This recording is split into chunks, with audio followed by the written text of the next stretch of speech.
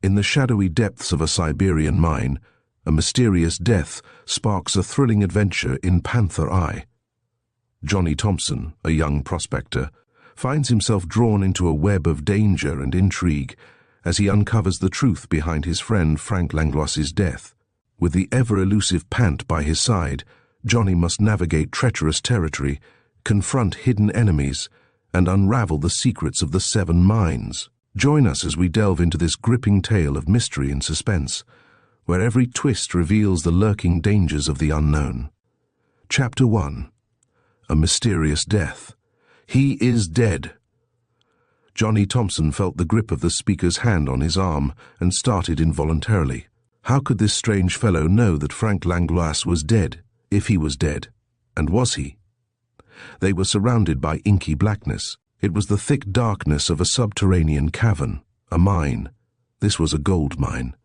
3 minutes ago their electric torch had flickered out, and they had been unable to make it flash again. "Come on," said the other man, Pant as the laborers called him. "We don't need that thing."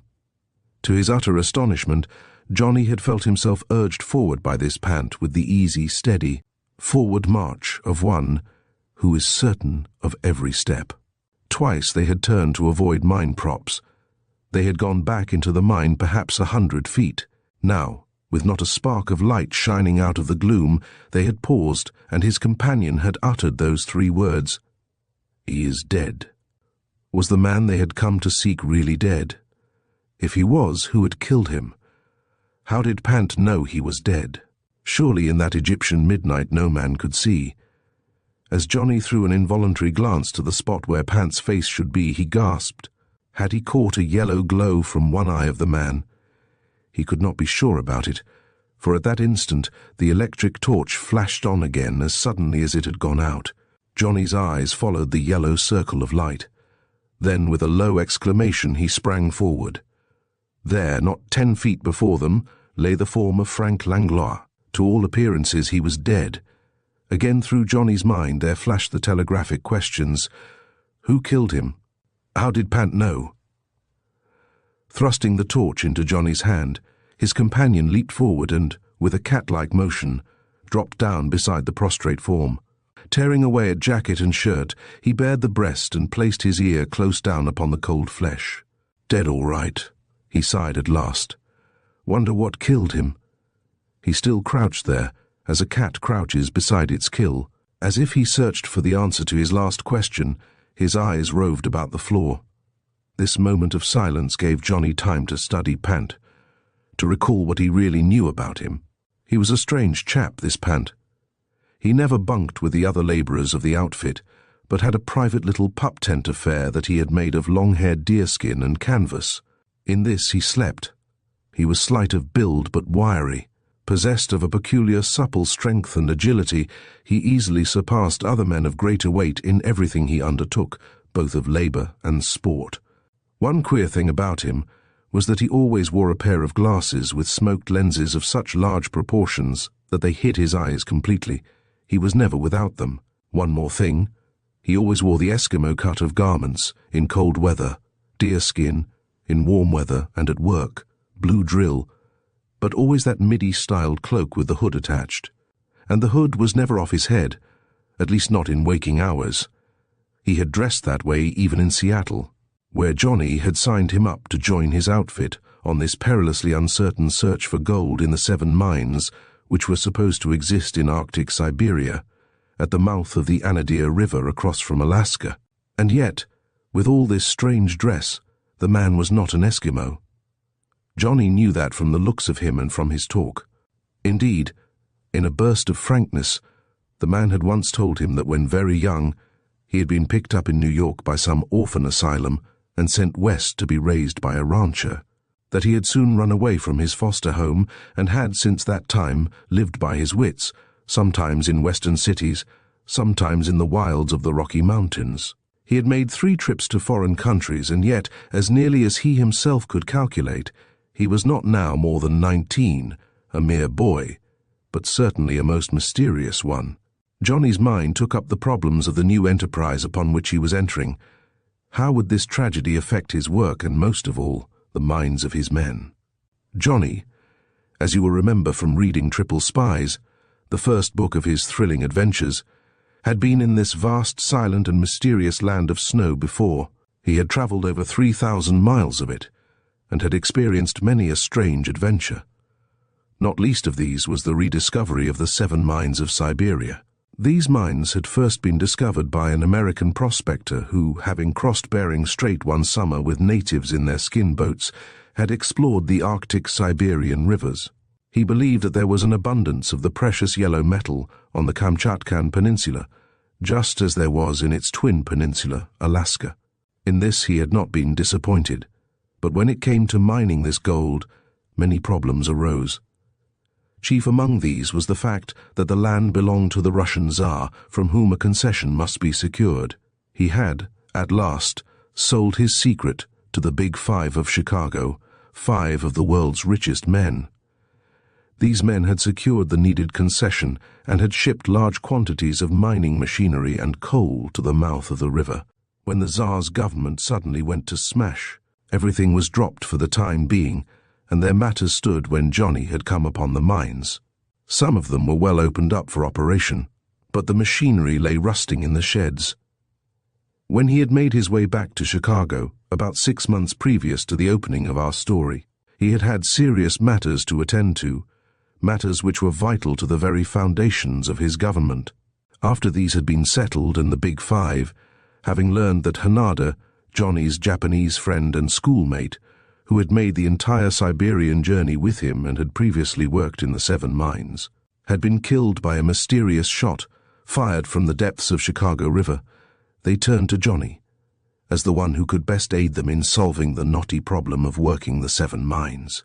Johnny, with his long experience as a soldier in Eastern Russia, was able to tell them frankly that there would be practically no chance of obtaining a concession of any value from the uncertain government that existed in that region.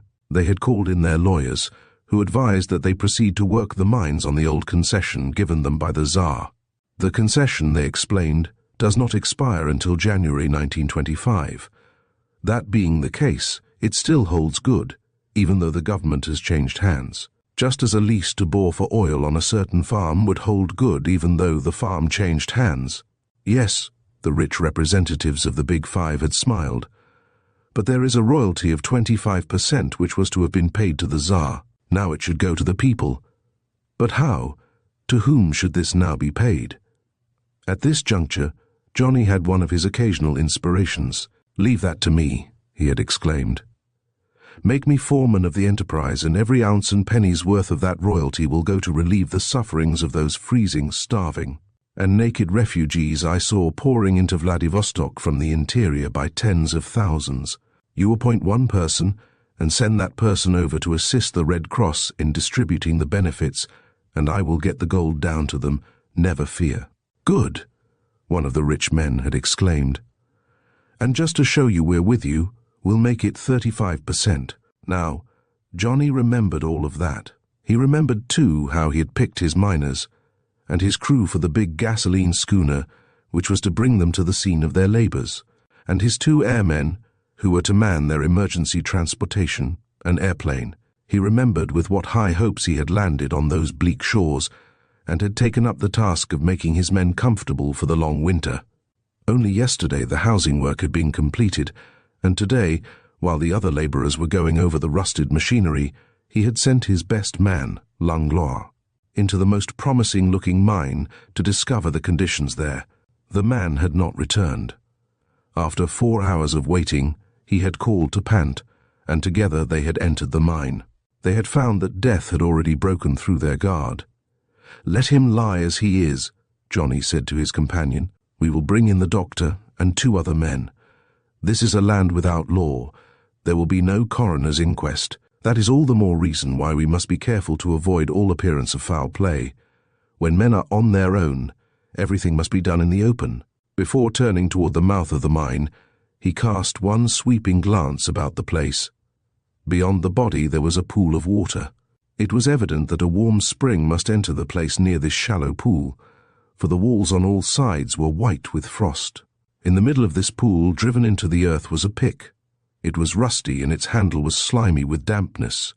Close to the end of the handle were the marks of a man's fingers where his firm grip had ground off particles of the black rot.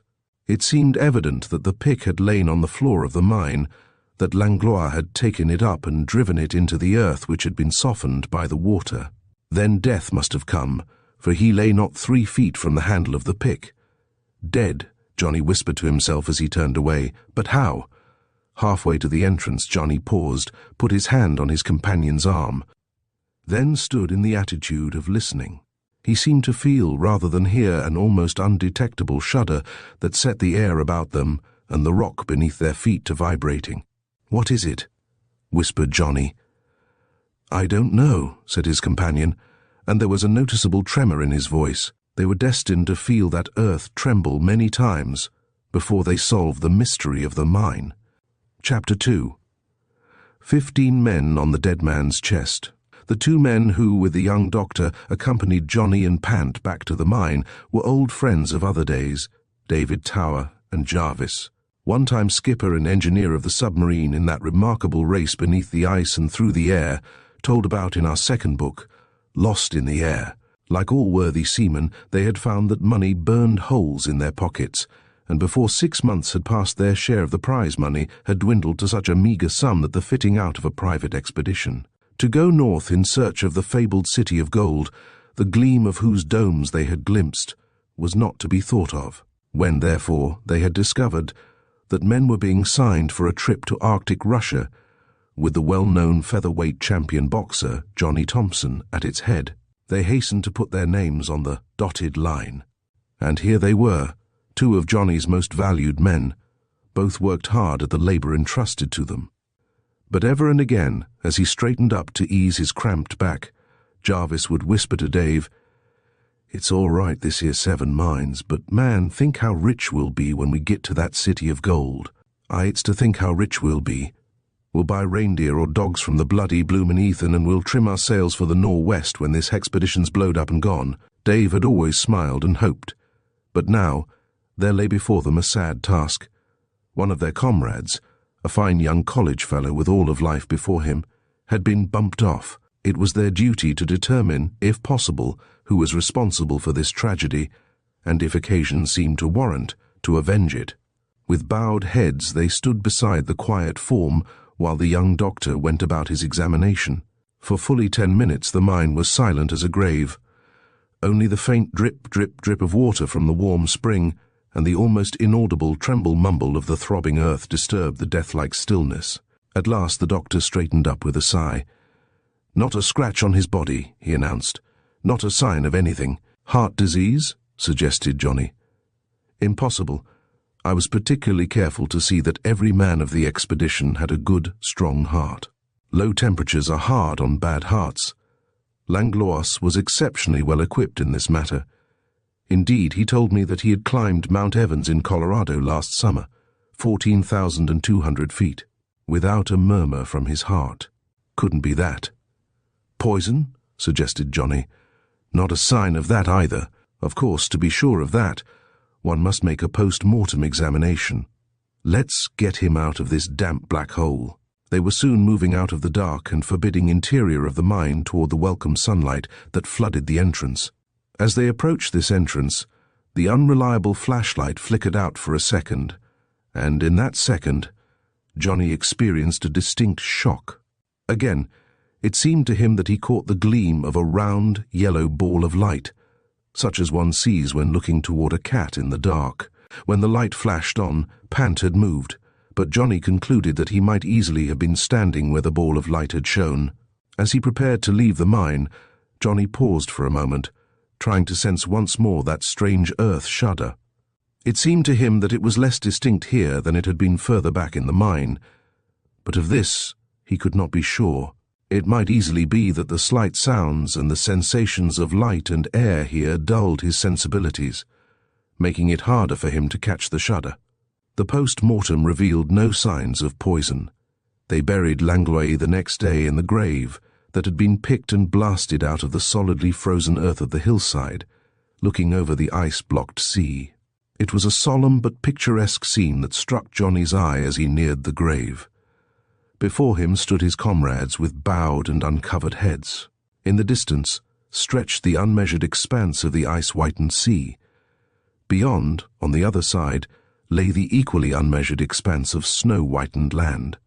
Far in the distance stretched the endless chain of mountains, which today seemed to smoke with the snow blown a quarter-mile above their summits. In the foreground, not 100 yards away, was a group of perhaps 50 people. These were Chukchis, natives, very like the Eskimos of Alaska. They had come to witness from afar the strange scene of the Alongmeet's white man's burial. The scene filled Johnny with a strange sense of awe, yet, as he came nearer to the grave, he frowned. He had thought that all his men stood with uncovered heads. One did not. The man who had been the first to discover the dead man, Pant, stood with his fur hood tied tightly over his ears. Johnny was about to rebuke him, but the word died on his lips. "Pshaw," he whispered to himself, "there's trouble enough without starting a quarrel beside an open grave." Jarvis, who was the oldest man of the group and had been brought up in the Church of England, read a psalm and a prayer, then with husky voice repeated, "Ashes to ashes and dust to dust." The hollow thump of frozen earth on the rude box coffin told that the ceremony was over. One by one the men moved away, leaving only 2 behind to fill the grave. Johnny strode off up the hill alone. He felt a great need to think. There was to be no more work that day. He would not be missed. As he made his way slowly up the hill, his dark form stood out against the white background. Short but square-shouldered and muscular, he fairly radiated his years of clean, vigorous living. And Johnny Thompson was all that one might imagine him to be. A quiet, unobtrusive fellow. He seldom spoke except when he had something worth saying.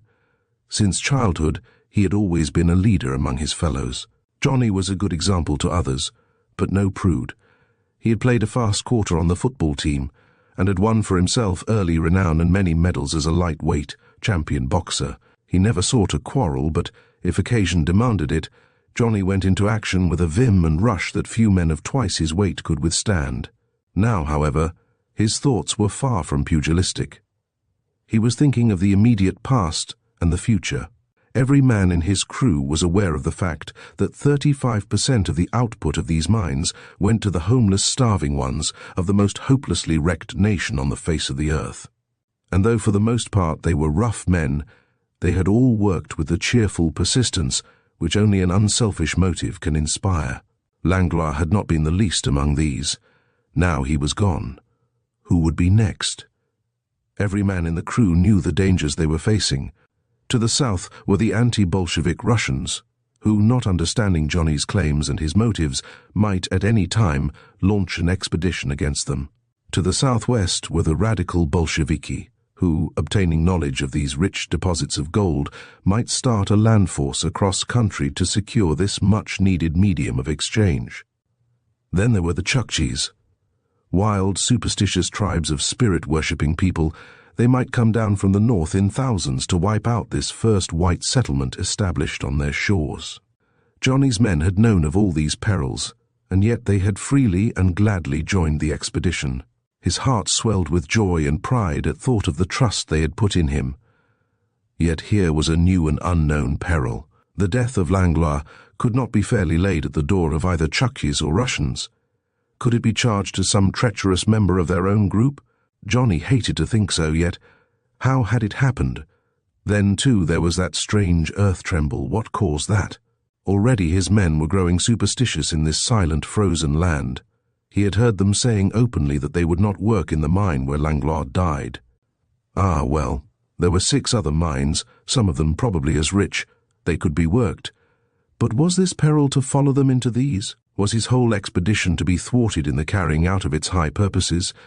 Were the needy in great barren Russia to continue to freeze and starve? He hoped not.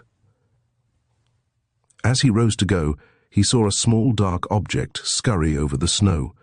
At first he thought it a raven, but at last, with a little circle, it appeared to flop over and to lie still, a dark spot on the snow.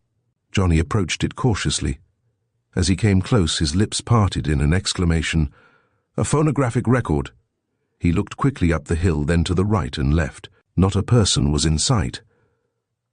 Apparently from the sky, he murmured. But at that instant he caught himself. They had a phonograph in their outfit. This was doubtless one of their records. But how did it come out here? As he picked it up and examined it closely, he knew at once that it was not one of their own, for it was a different size and had neither number nor label on it. "Oh, well," he sighed, "probably thrown away by some native. Take it down and try it out anyway. Might be a good one." At that he began making his way down the hill. He was nearly late to mess. Already the men were assembled around the long table and were helping themselves to goldfish and hot biscuits. "Boys," Johnny smiled, "I've been downtown and brought home a new record for the phonograph. We'll hear it in the clubroom after mess." "What's the name of it?" inquired Dave Tower, all interest at once, as indeed they all were. "Don't know," said Johnny, "but I bet it's a good one." Mess over, they adjourned to the clubroom, a large room, roughly but comfortably furnished with homemade easy chairs, benches and tables, and supplied with all the reading matter in camp. Many pairs of curious eyes turned to the phonograph in the corner, as Johnny, after winding the machine, carefully placed the disc in position, adjusted the needle, and with a loud ahem, started the machine in motion. There followed the usual rattle and thump as the needle cleared its way to the record. Every man sat bolt upright, ears and eyes strained, when from the woody throat came the notes of a clear voice. 15 men on the dead man's chest, yo-ho-ho, and a bottle of rum. 15 men and the dark and damp, my men, 'tis better to shun. Again the machine appeared to clear its throat. A smile played over the faces of the men. But again the voice sang, 15 men on the dead man's chest, yo-ho-ho, and a bottle of rum. 15 men, and the dark and damp, my men, 'tis better to shun. Again came a rattle. A puzzled expression passed over Johnny's face. The same song was repeated over and over till the record was finished. A hoarse laugh came from one corner. It died half-finished. No one joined in the laugh. There was something uncanny about this record which had drifted in from nowhere with its song of pirate days and of death. Especially did it appear so, coming at such a time as this. "Well, what do you make of it?" Johnny smiled queerly. "It's a spirit message," exclaimed Jarvis. "I read as 'Ow Sir Oliver Lodge as got messages from 'is departed ones through the medium of a slate. Who's to say spirits can't talk on them wax records as well? It's a message, a warning to us in this 'ere day of death." Smiles followed, but no laughing. In a land such as this, every man's opinion is respected. More likely some whaler made a few private records of his own singing and gave this one to the natives, suggested Dave Tower. They'd take it for something to eat, but when they tried boiling it and had no success, they'd throw it away. That's probably what's happened, and here we have the record.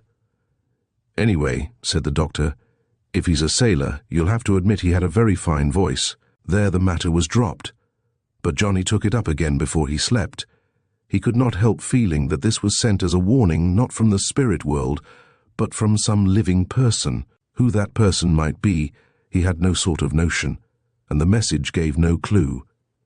He repeated it slowly to himself. "What could you make out of that?" he mumbled. Then he turned over in his deerskin bag and went to sleep. Chapter 3. A Fight in the Night.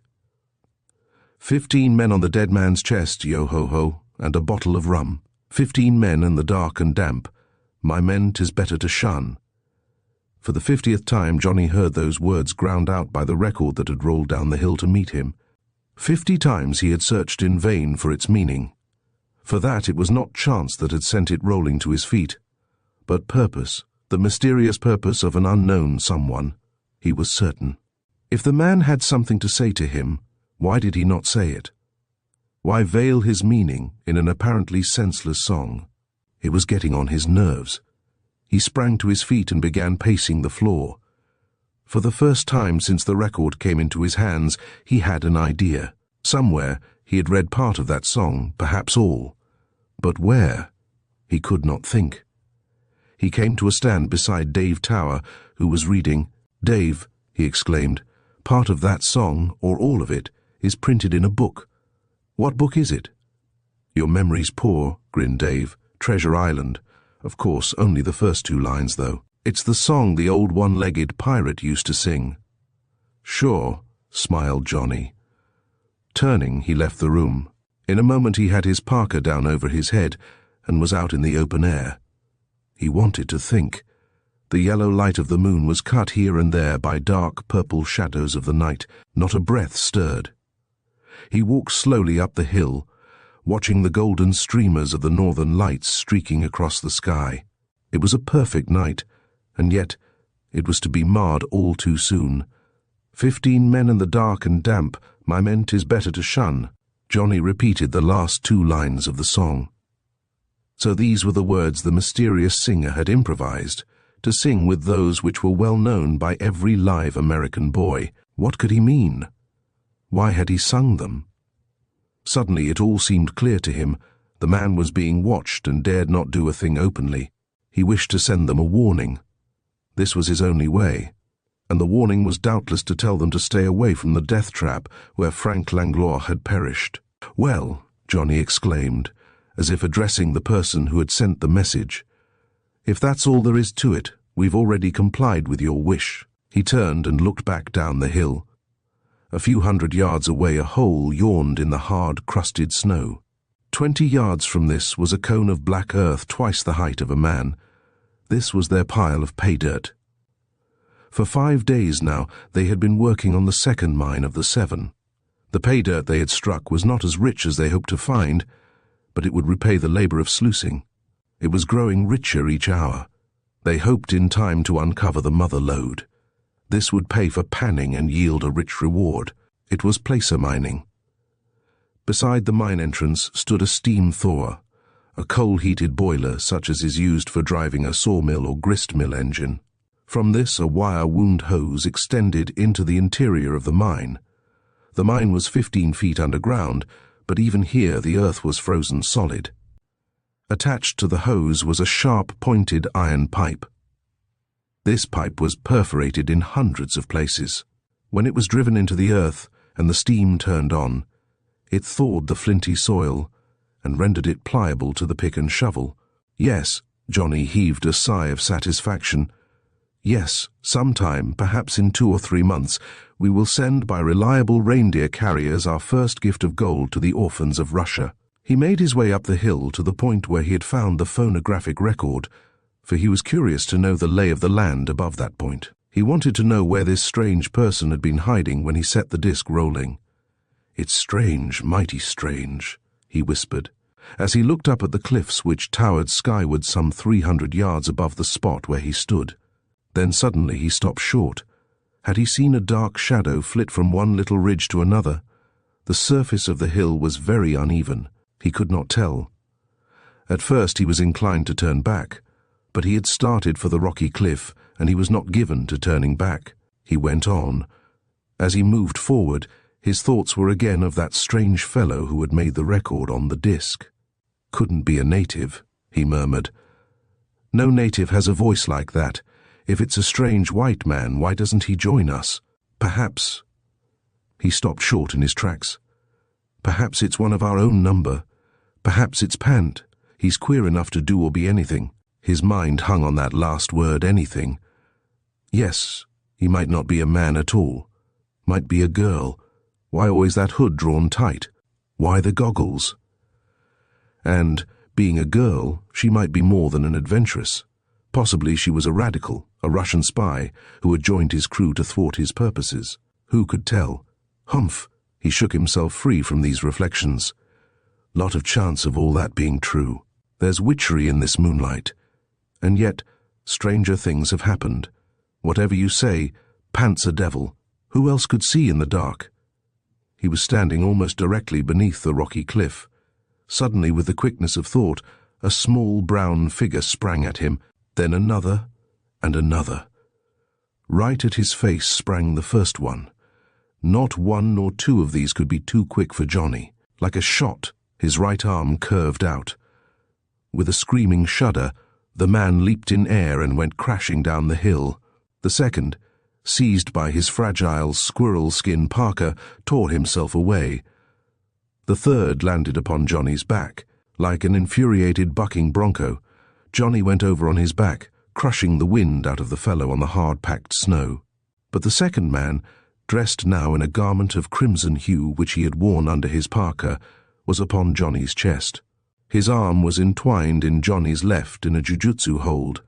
His hand flashed to the white boy's chin. With such a hold, even a small man could do much. The man pinioned beneath, having regained his breath, added his strength to the other in holding his adversary flat to the snow. Johnny dug his left elbow into this one's face, while his right arm turned beneath the arm of the man on his chest and reached a position of half Nelson behind the man's head. He was now in a position to break this assailant's neck. Bones snapped as he applied the terrific muscles of his right arm, and the brown man's muscles relaxed. Johnny's head and arms were free. With the speed of a wild cat, he sprang to his feet, faced about, then, with a bounding leap, cleared the remaining assailant and went tobogganing down the hill. He had seen 5 others of the brown villains approaching. He had had enough for this night, more than enough. The snow was hard-packed, the descent for many yards was steep, and Johnny gained a momentum in his downward plunge that threatened disaster. Now he careened over a low ridge to shoot downward over a succession of rolling terraces. Now he slid along the trough of a bank of snow. One thought was comforting: he was escaping from those strange brown men. Shots had rung out. Bullets whizzed past him, one fairly burning his cheek. It was with a distinct sense of relief that he at last bumped over a sheer drop of 6 feet to a gentler incline where he was quite out of their sight. By digging in his heels, he brought himself to a stop. Hardly had he done this than he sprang up and raced back up the hill to the last rocky ridge over which he had glided. From the top of this, he might be able to see the men without himself being seen. As he thrust his toe into a crack and braced his elbows, he peered up the snowy slope to the cliffs above. All was bathed in a glorious moonlight, but not a creature stirred. He watched for fully 5 minutes with no result. When about to drop to the snow again, he thought he detected a movement to the left of where he had been looking. Fixing his eyes on that point, he watched. Yes, there it was. Something was passing out from behind a rock. A gasp escaped his lips. What appeared to be a gigantic golden-coated cat had moved stealthily out upon the snow and was gliding toward the upper cliffs. Whew! Johnny wiped the cold perspiration from his brow. Still he stared. The creature moved in a leisurely manner up the hill until it disappeared around the cliffs. Johnny looked to the right and down the hill. The light of the clubroom was still burning. He beat a hasty retreat. It was a surprised and startled group that looked him over as he appeared at the door, ragged, bruised and bloody. Eagerly they crowded about to hear his story. When he had washed the blood from his face and drawn on clean shirt and trousers, he took a place by the open fire and told them as only Johnny could. Well, what do you make of it? He threw back his head and laughed a frank, boyish laugh as he finished. Some wild and woolly adventure, eh? Who were those little men? And what does it all mean? Means the natives are getting superstitious about our effect on the spirits of their dead whales and are planning to treat us rough, suggested Dave. Natives, exploded Jarvis. Them ain't any natural Ethan. Them's Ethan from further down the sea. I hates to think what a hard lot they is. Dave and me's seen a heap further north than this. He's got spies everywhere. This Ethan as struck me a little that way too, smiled Johnny. That fellow I tore the clothes off was wearing silk undergarments. Show me the Chukchi who wears any at all, let alone silk. Sure, exclaimed Jarvis. But if they're around here, why don't we see them? Objected one of the miners. The big cat's here. Johnny saw him, scoffed Jarvis. You haven't seen him, have you? All that's about ain't seen, not by a houseful. What about the big cat? Exclaimed Johnny. I thought I was seeing things. He's a Russian tiger, stated Jarvis. I've seen the likes of him fur north of here. Tomorrow, said Johnny, we'll take a day off for hunting. Big yellow cats and little yellow men are not good neighbors unless they've agreed in advance to behave. Move, we turn in. All in favor, go to bed. A moment later the clubroom was deserted. Chapter 4. Chukchi Treachery. The proposed hunt for big yellow cats and little yellow men did not come off, at least not at the time appointed. Morning found the tundra, the hills, everything, blotted out by a blinding, whirling blizzard. It was such a storm as one experiences only in the Arctic. The snow, fine and hard as granulated sugar, was piled high against the cabin. The door was blocked. Exit could be had only through a window. Dave Tower, in attempting to make his way to the storeroom to secure a fresh supply of canned milk and evaporated eggs, found himself hopelessly lost in the blinding snow clouds. Possessed of singular presence of mind, he settled himself in the lee of a snowbank and waited. In time, a pencil of yellow light came jabbing its way through the leaden darkness.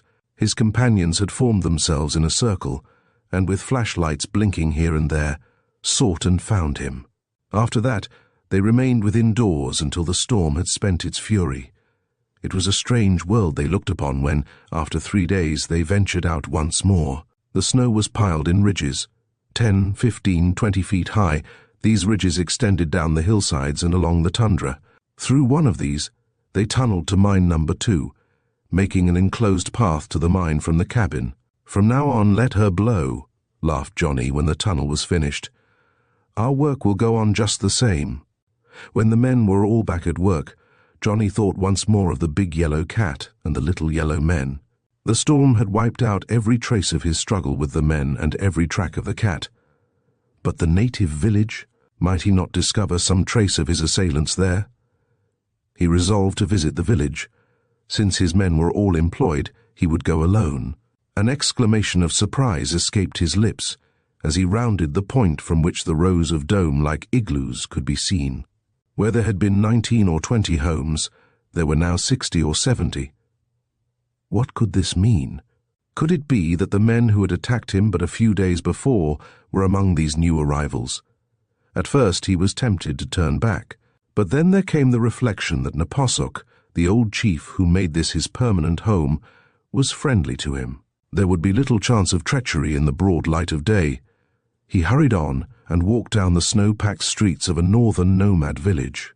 Reaching the old chief's tent, he threw back the flaps and entered.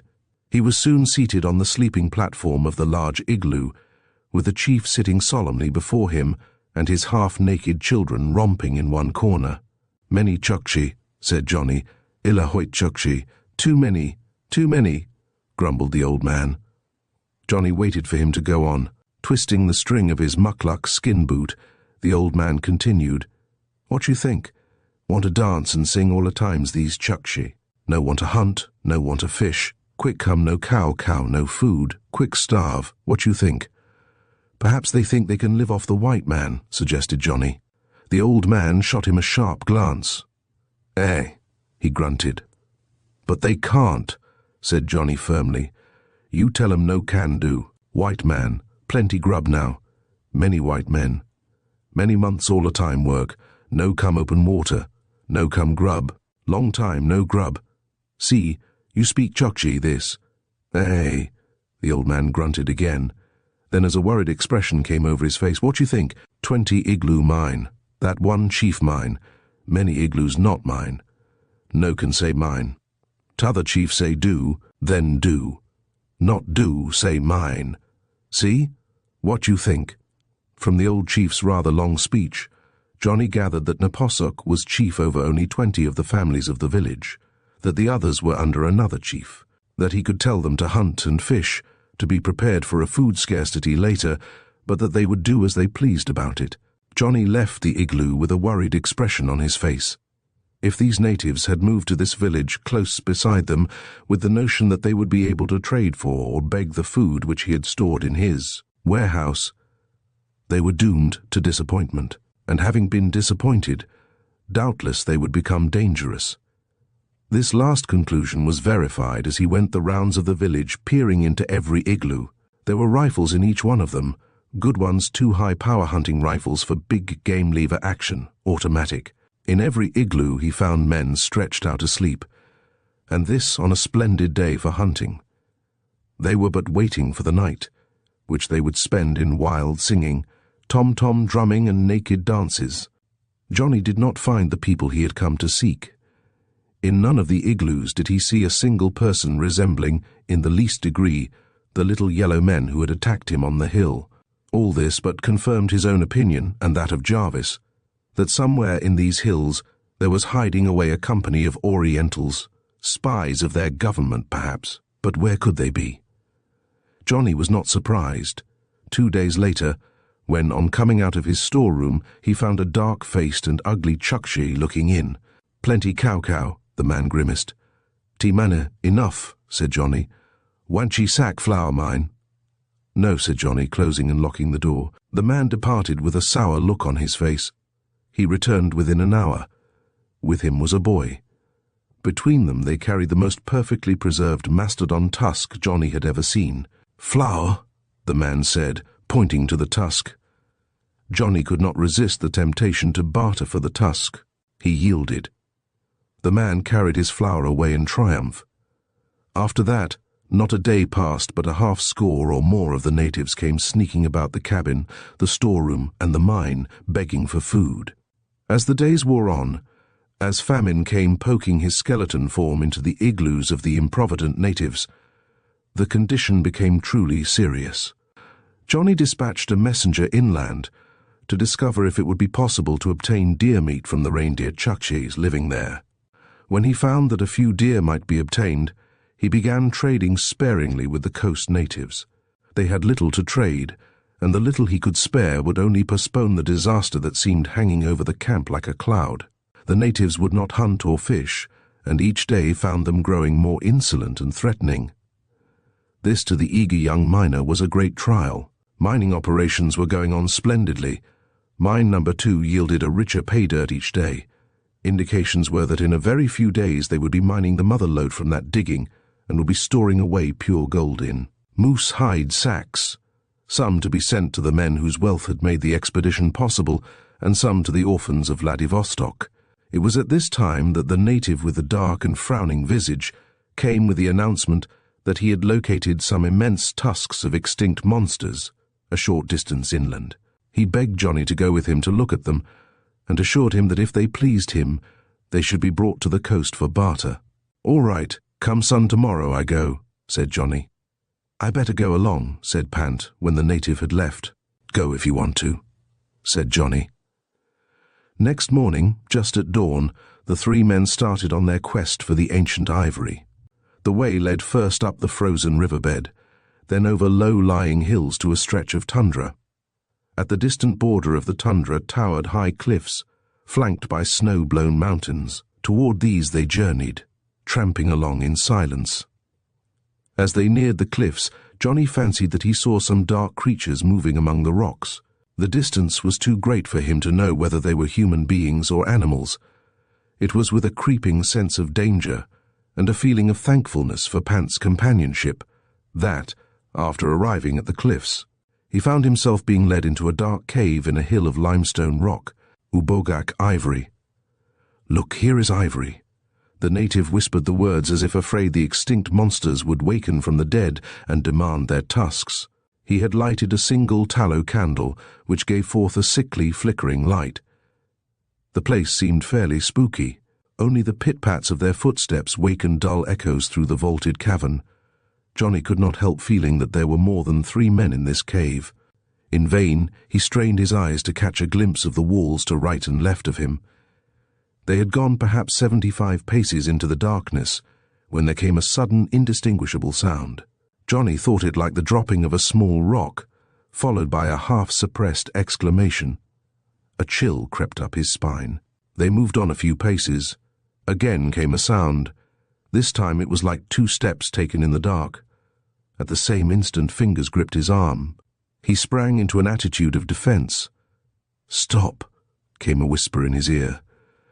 "Place is full of natives." It was Pant. "When I knock the candle to the floor, you drop flat and crawl for the door." For a second, Johnny stared in the dark at the place where Pant's face should be. He caught again the puzzling gleam of yellow light. "All right," he breathed. 10 seconds later, as the candle executed a spiral curve toward the floor and flickered out, Johnny dropped flat and began to crawl. Chapter 5. The Big Cat. Hardly had Johnny and Pant disappeared over the hill that morning in their quest for the supposed old ivory of rare value, when things began to happen in the neighborhood of the camp. Dave Tower and Jarvis had been detailed to inspect mine number 3, with a view to opening it as soon as the mother lode had been reached in number 2. Armed with pick and shovel, they had crossed the first low ridge, which made a short cut across the bend of the river, when Jarvis suddenly whispered, "Hist!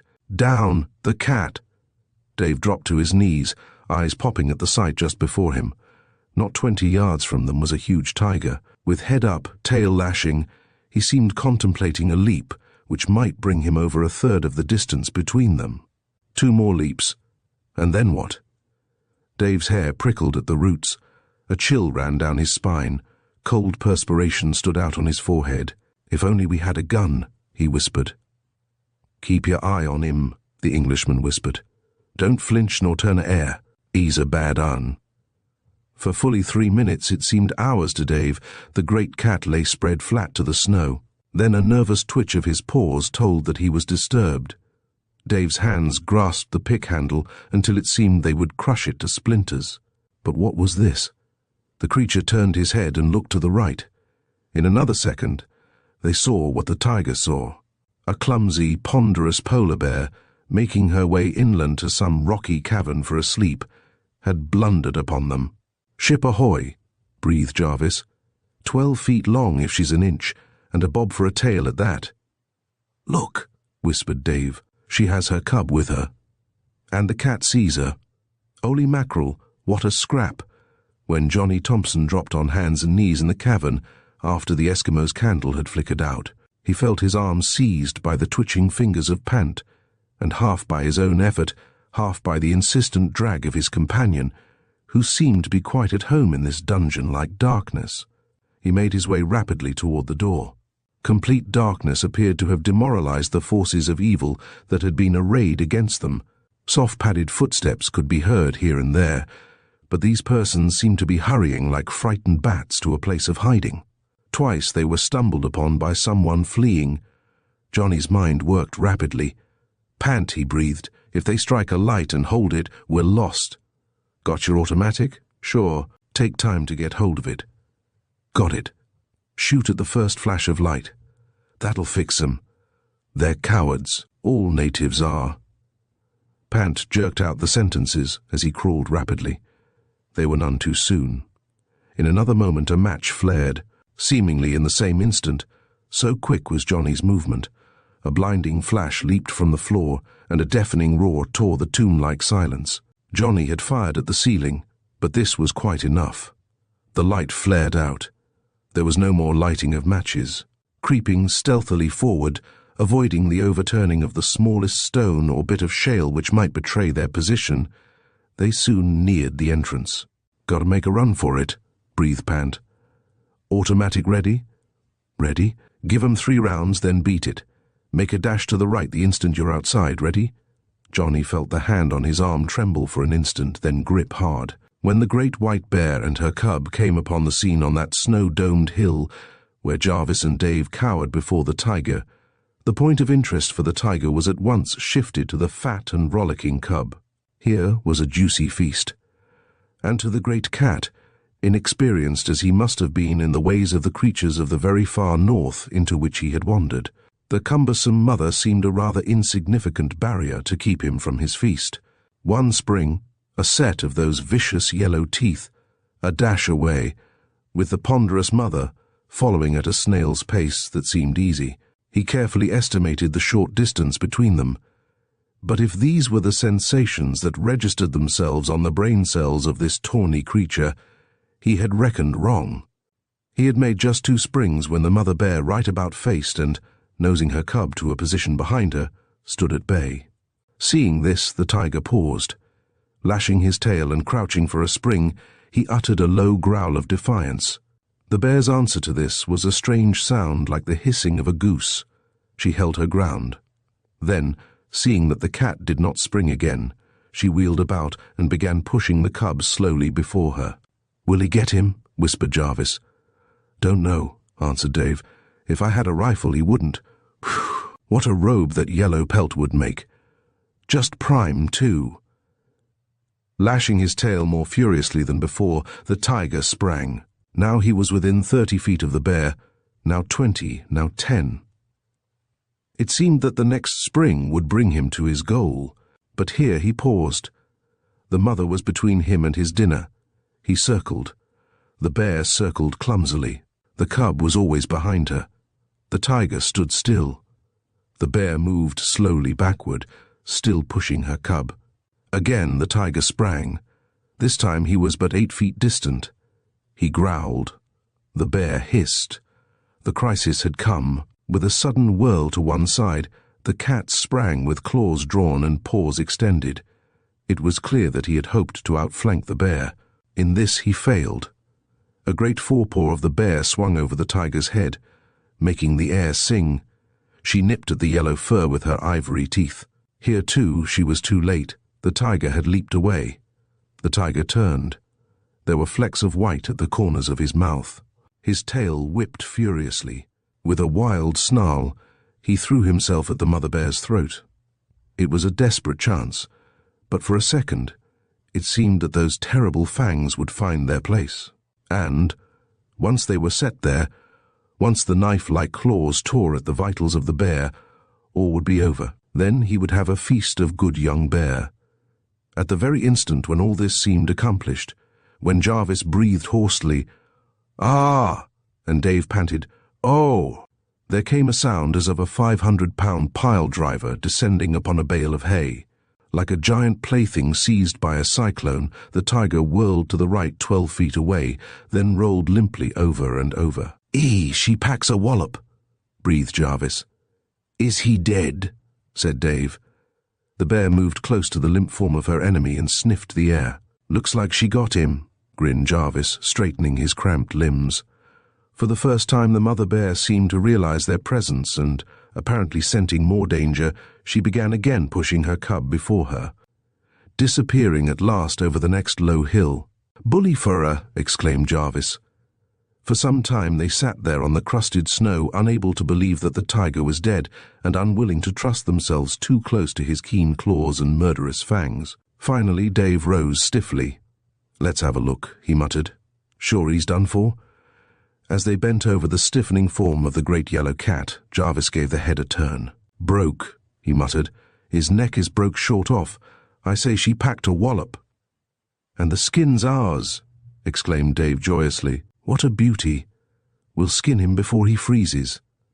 Suiting his action to his words, he began the task. He had worked in silence for some time when he suddenly stood up with a start. "What's that?" he exclaimed. "What's what?" "My knife-struck metal chain about his neck. Somebody's pet," exclaimed Jarvis. "And a bloomin' fine one." He bent over to examine the chain. "But whose?" asked Dave. "Here's the tag. Take a look. Looks oriental. Some numbers and letters, I can't read them." "Sure," grinned Jarvis. "Ain't I been tellin' ye? It's the bloody bloomin' heathen from the islands down the sea-coast. They're hangin' about here. They'll be lettin' out a old menagerie against us some fine day elephants, lions, maybe a hyena or two, and who knows what." He stood and stared at Dave. Dave stared back at him. As Johnny Thompson prepared for the dash out of the cave, where he and Pant were to have been trapped, he realized that it was a desperate move. Pant had seen only lances and harpoons. There were doubtless rifles in the natives' hands as well. He knew very well their intentions. They feared him as a leader, and, hoping to trap him here, had planned to end his life. One by one, they would pick off his men. At last there would be a rush, and the remaining few would be killed. Then the supplies would be theirs. In this land without law, they had nothing to fear but the failure of their plans. If he could escape this one time, he would be on his guard. He would protect himself and his men. "Come on," Pant cried. 3 shots, then for it. 3 times the automatic shook the walls of the cavern. Then they were away, out in the open, breaking for cover among the boulders that lined the cliff. Now they were dodging from rock to rock. Now, for a second, Johnny saw the natives swarming from the cave like bees. Now they were hidden from sight. And now... He paused for an instant to send a bullet over the head of a runner who ran too well. Soon they had lost themselves among the hills. Only once in the 5-mile run home did a native appear on a hilltop. He beckoned, then disappeared. After a time, when near camp, they slowed down to a walk. Pretty close, smiled Johnny, slipping his gun into his pocket. I say, murmured Pant, do you think they were the same ones that attacked you back here on the hill a few nights ago? No, their work's too crude. These others were real chaps. That night, after darkness had fallen over the hills, Johnny went into mine number 1 with a flashlight alone. Having reached a point where Langlois had been found dead, he sat down on a frozen ledge and stared at the rust-reddened pick handle, which seemed to point an accusing finger at him for bringing that fine fellow here to meet his death. What had killed him? This was as much a mystery as ever. There were many mysteries about this place. There was that earth tremble that, tonight, was more noticeable than ever. There were those strange brown people who had attacked him on this very hill. There was the tiger slain that very day and skinned by Dave and Jarvis. There was the oriental chain and tag about the beast's neck. Johnny seemed surrounded by many mysteries and great dangers. Was it his duty to call the deal off and desert the mines? Sometimes he thought it was. Ice conditions were such that it might yet be possible to get their gasoline schooner into open water and go popping south to Vladivostok. But there would be those there who waited and hoped for gold to aid them in the battle against hunger, disease and death. Could they go empty-handed? Rumors of a new peril had drifted in that day. A reindeer Chukche, coming from a 5 days' journey into the interior, had told of great numbers of Russians pushing toward the coast. These could be none other than Bolsheviki, who hoped to gather wealth of one kind or another by a raid on the coast. If the Chukche was telling the truth, the stay of the white men could be prolonged by only a few days at the most. At the same time, the mining crew had reported indications that they would reach the mother lode in number 2 within 3 days. We'll chance it that long, Johnny said, with an air of determination, as he rose and left the mine. He was crossing a ridge of snow when, as once before, his eye was caught by a spinning black object. Another phonograph record, another warning, he exclaimed. Wonder what it will be this time. Johnny whistled thoughtfully to himself as he strode forward to pick up the little black messenger. Chapter 6. In the Grip of Terror. Oh, there's honey in the rock, my brother. There's honey in the rock for you. Johnny was listening to the second phonographic record. In high-pitched falsetto note, the singer had repeated these words over and over. That was all. If the other message had seemed void of meaning, this one appeared doubly so, for here there were no improvised lines, only these two taken from a threadbare religious song. What could it mean? Johnny did not puzzle over this long. There were too many other important matters to attend to. Dangers confronted them. He did not fear the natives for the present. But the Bolsheviki. If they were coming this way, then here indeed was peril enough. Dave, he said, after a long period of musing by the fire, I'm going to take the team of Grey Wolf hounds with a 2-day supply of food and go see what all this talk about Russians means. I won't be in danger of being followed by natives, for I shall start long before sunrise. I'd send the boys with the airplane, but the sight of the machine would give us dead away. I can probably obtain the information we need concerning their numbers, rate of travel and so on, and not be seen at all. I shall leave matters in your hands. Push the mining in number 2 to the utmost and get the richest of the mother lode panned as speedily as possible. 100 weight of gold would mean much. Should I fail to return, and should conditions seem to warrant the abandoning of camp, send the plane out to look for me. If they fail to locate me, take no chances. Clear the ice with the schooner as quickly as you can. I shall be all right. I came to this place from Vladivostok once by reindeer, and went north to Bering Strait the same way. I can take care of myself. All right, said Dave, a trifle anxiously. I'll do just as you say. Good luck, and may you come back. They gripped hands for a second, then parted.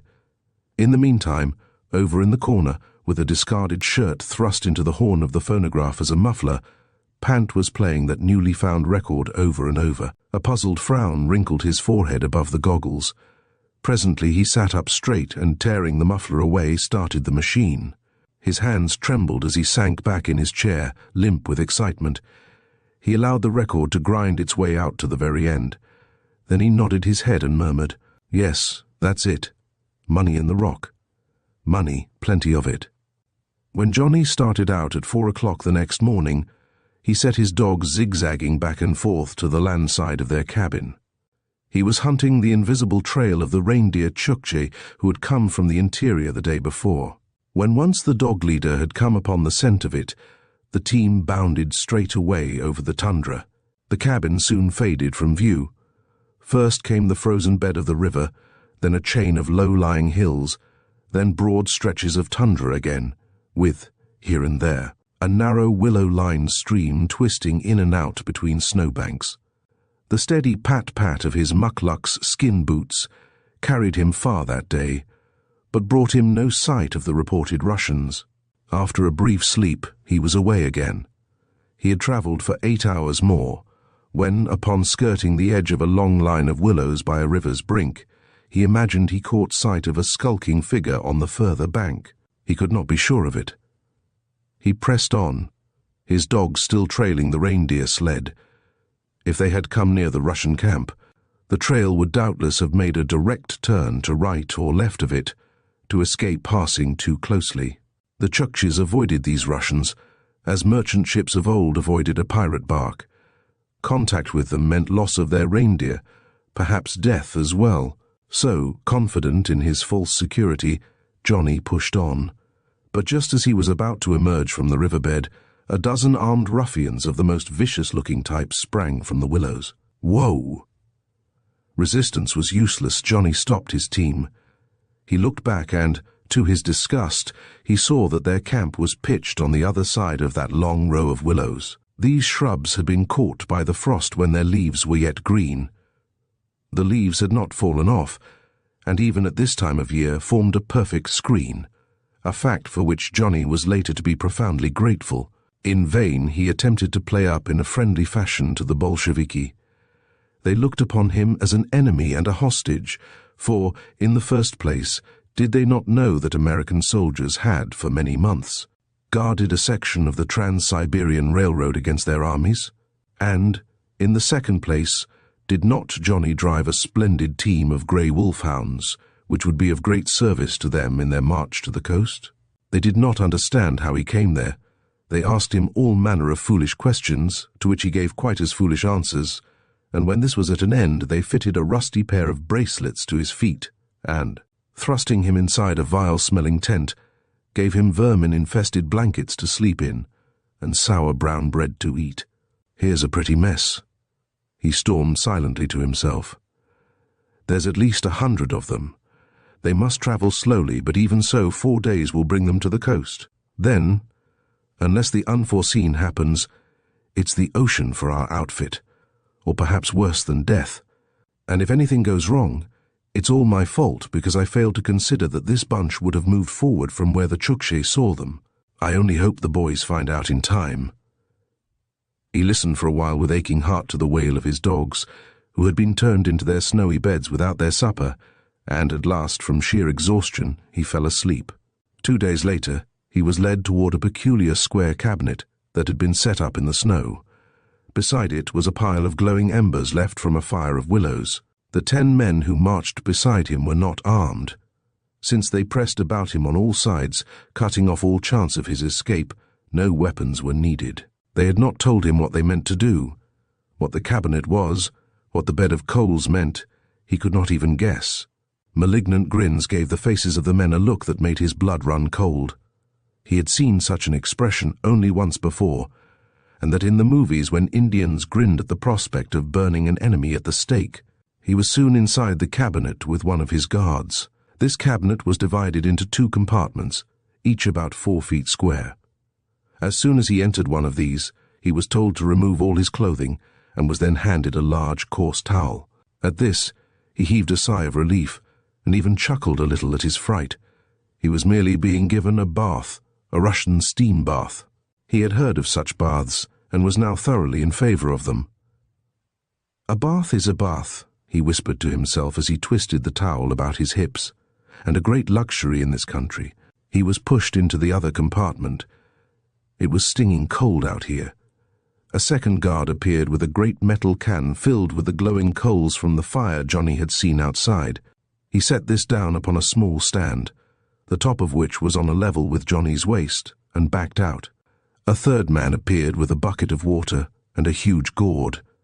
Taking a position directly in front of the door, this guard dipped a full gourd of water and poured it on the coals. Instantly, a dense cloud of steam rose to the ceiling.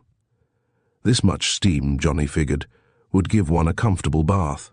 But at that moment, with a fiendish leer on his face, the man threw on another gourdful, then another. The door slammed, and a bar thudded into place. Immediately, Johnny took in the full horror of his situation. He was to be steamed alive.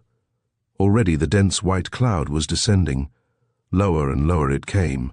He crouched down to avoid it. In another moment, it would engulf him. No man could live in such a place. His mind worked like chain lightning. This cabinet? How was it fastened down? How strongly?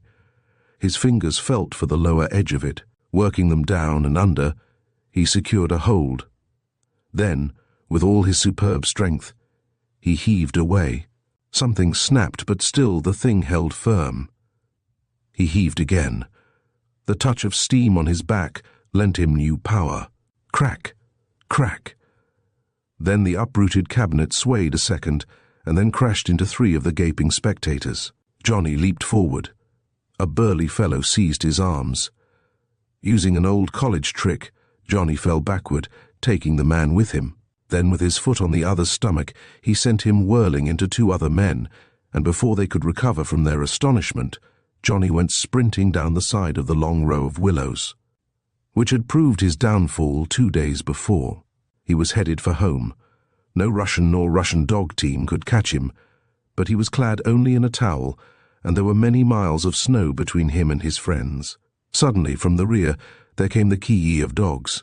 "Hounds," he murmured in despair. "Unhitched from the sled. They'll catch me. I can't escape them." He stared wildly to right and left as he ran, but saw no way of escape.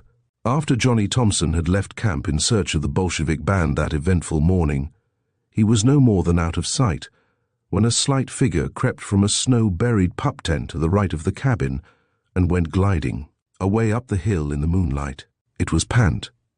Rapidly he scaled the snow-packed hillside. Arriving at last at the foot of the rocky cliff, he began a minute examination of those cliffs. Once he climbed to a dizzy height by clinging to the crags. It was a cat-like feat which very few persons could perform, but he did it with consummate ease. At another time he dropped flat on his stomach and crept into a broad crevice between the rocks. He was gone for a long time, but finally appeared grimy with dirt and empty-handed. "Money in the rock," he murmured. "Money in the rock for you."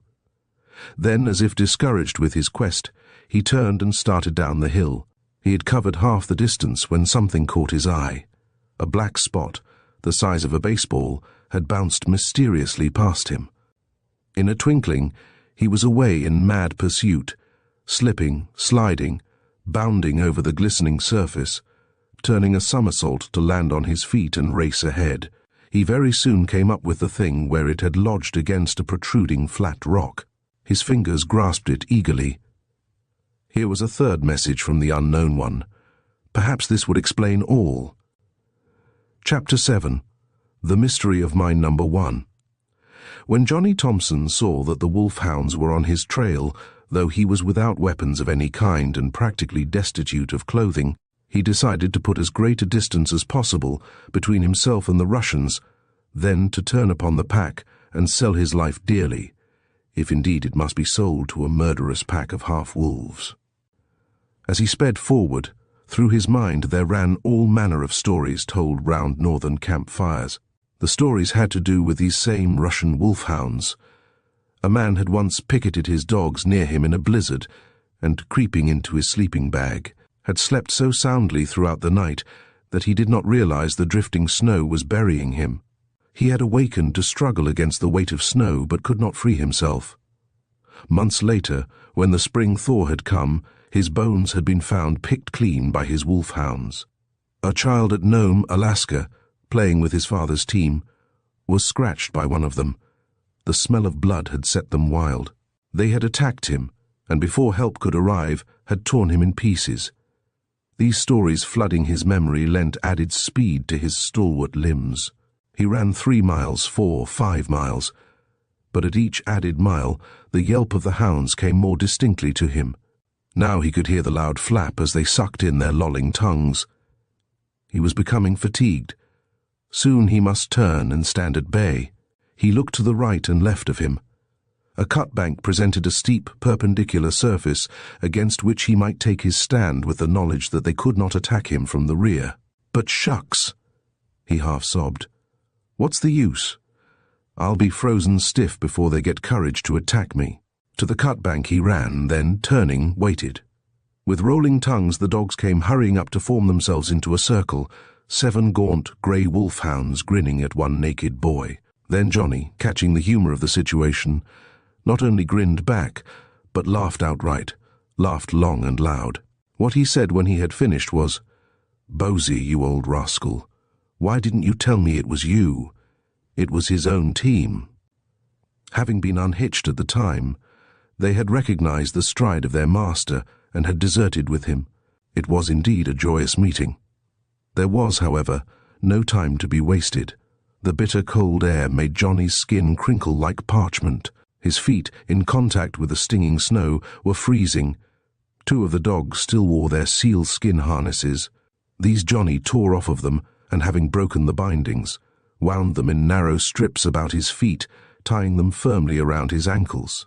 So, with his feet protected from the cold, he took up the 15 miles of homeward race, the 7 dogs keying at his heels.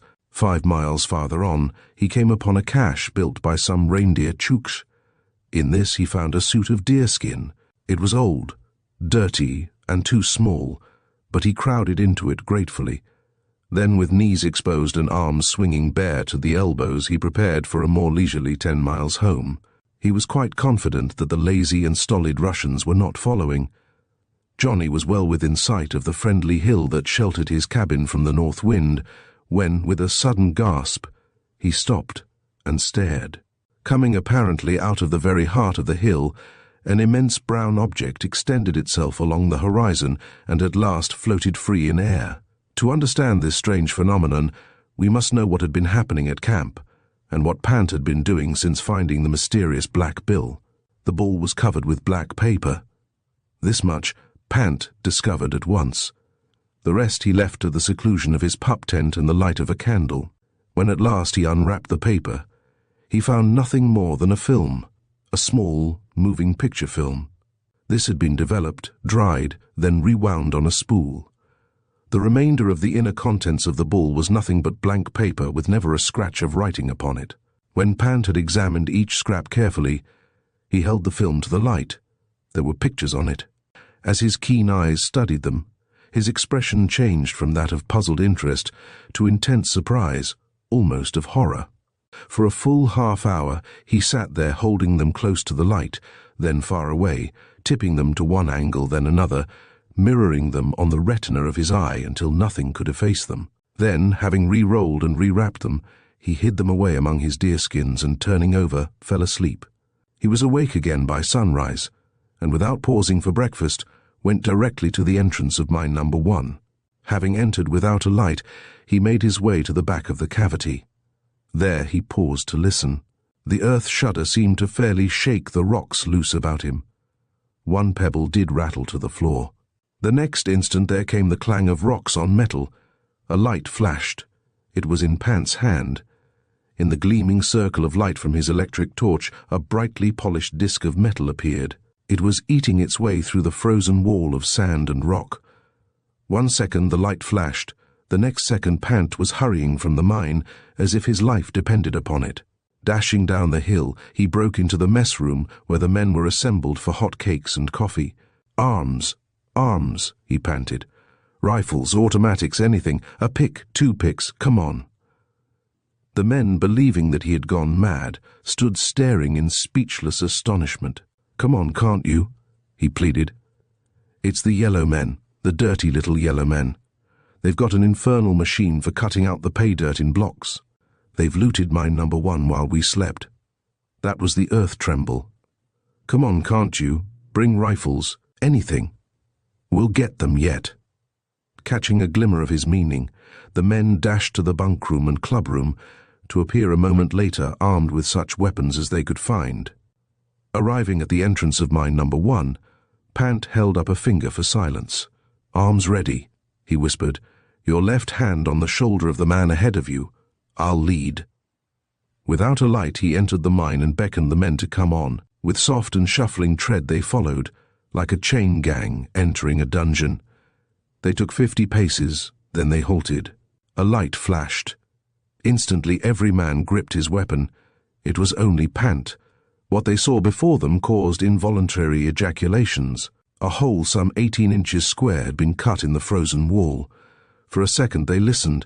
The silence was so complete that the ticking of a watch sounded like the beat of an alarm clock. "They've gone," whispered Pant. "Come on." His light blinked out. There followed the sound of garments rubbing against the walls. The man behind Pant felt him one instant, the next he was gone. He had crawled through the hole. There was nothing to do but follow. One by one, thrusting their rifles before them, they crawled through this narrow door from the mine. To what? They could not even guess. "'Tis fair spooky," whispered Jarvis to Dave. "How does he know how he should go? Can he see in the dark? How'd he come by the name Pant anyway?" "Langlois give it to him," Dave whispered back. "The fellow that was killed here, you know. He claimed Pant could see in the dark and began calling him Panther Eye. The men cut it down to Panther, then to Pant. That's all I know about it." "He's rightly named," growled Jarvis, as he fumbled his way through the hole in the dark. "This way," came the low whisper of Pant. "As you were, hand to shoulder." Only the soft pat-pat of their footfalls on the floor of what appeared to be a narrow runway broke the tomb-like silence of the place. Now and again as they moved forward, Dave Tower felt his shoulder brush some unseen object. Each time he shivered and shrank back. He expected at any moment to hear the roar of rifles, to find himself engaged in deadly combat with the mysterious robbers who had looted the mine of its treasure, while they worked within a stone's throw of it. Twice they paused. A silence so deep that it was painful ensued. No sound came. They marched solemnly on, and now they had struck a steep incline. "Down low, down low, down low," came whispered back from man to man. They stooped to an almost creeping posture and began to climb. The ascent was steep as a stair. Twice Dave lost his footing, and once came near sending his rifle crashing to the frozen earth. Someone behind was less fortunate. There came the clang of steel, then deathly silence. Again they crept upward. Suddenly a ray of light cut through the gloom. In another second they were in a veritable flood of light, and yet, as they glanced rapidly to right and left, they saw walls of rock. Above them too was a vaulted ceiling. Only before them was light. What could it mean? In an instant they knew. Leaping toward the opening, they expressed their surprise in unchecked exclamations. "A balloon! A balloon!" It was true.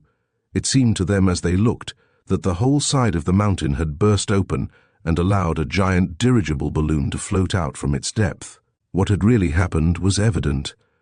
These robbers, having located the rich mine and having no concession to mine it, had discovered this natural cave and had cut a channel from it to the place of the gold deposit.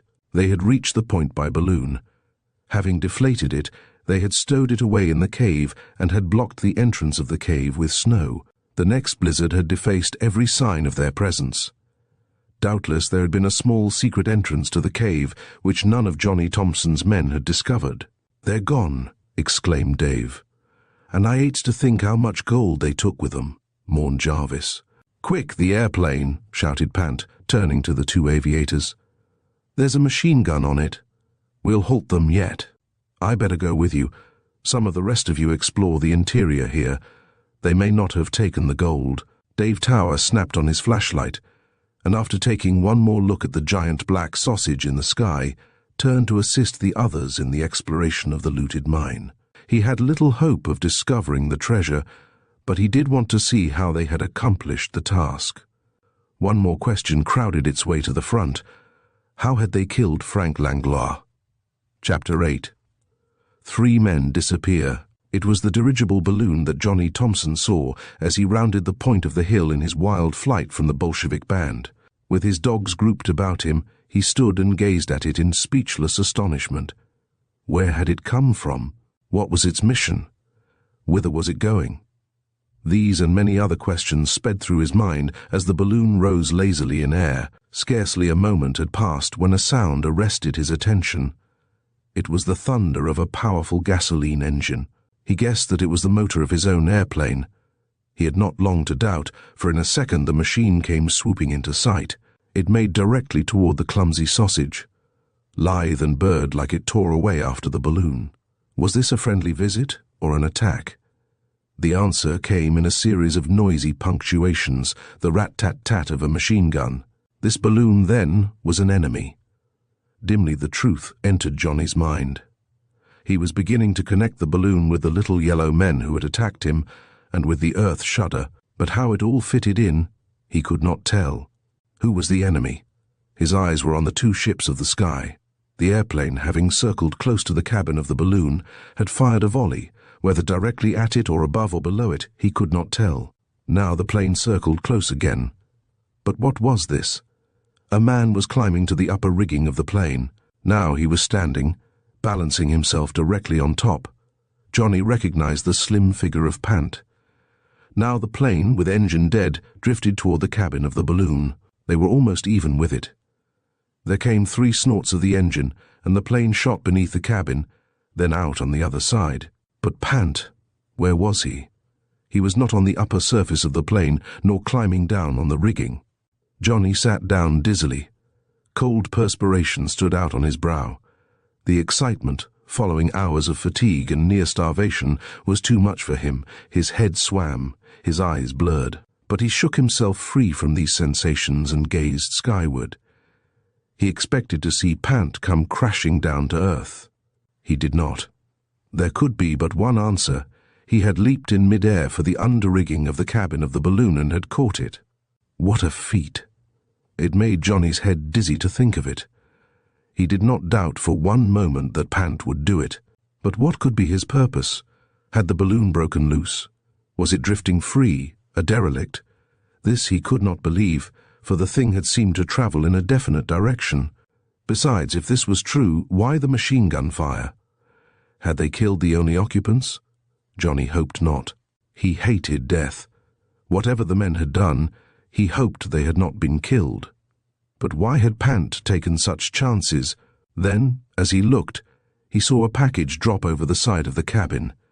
It fell straight downward, with tremendous velocity, but there came a sudden check. It was attached to a parachute.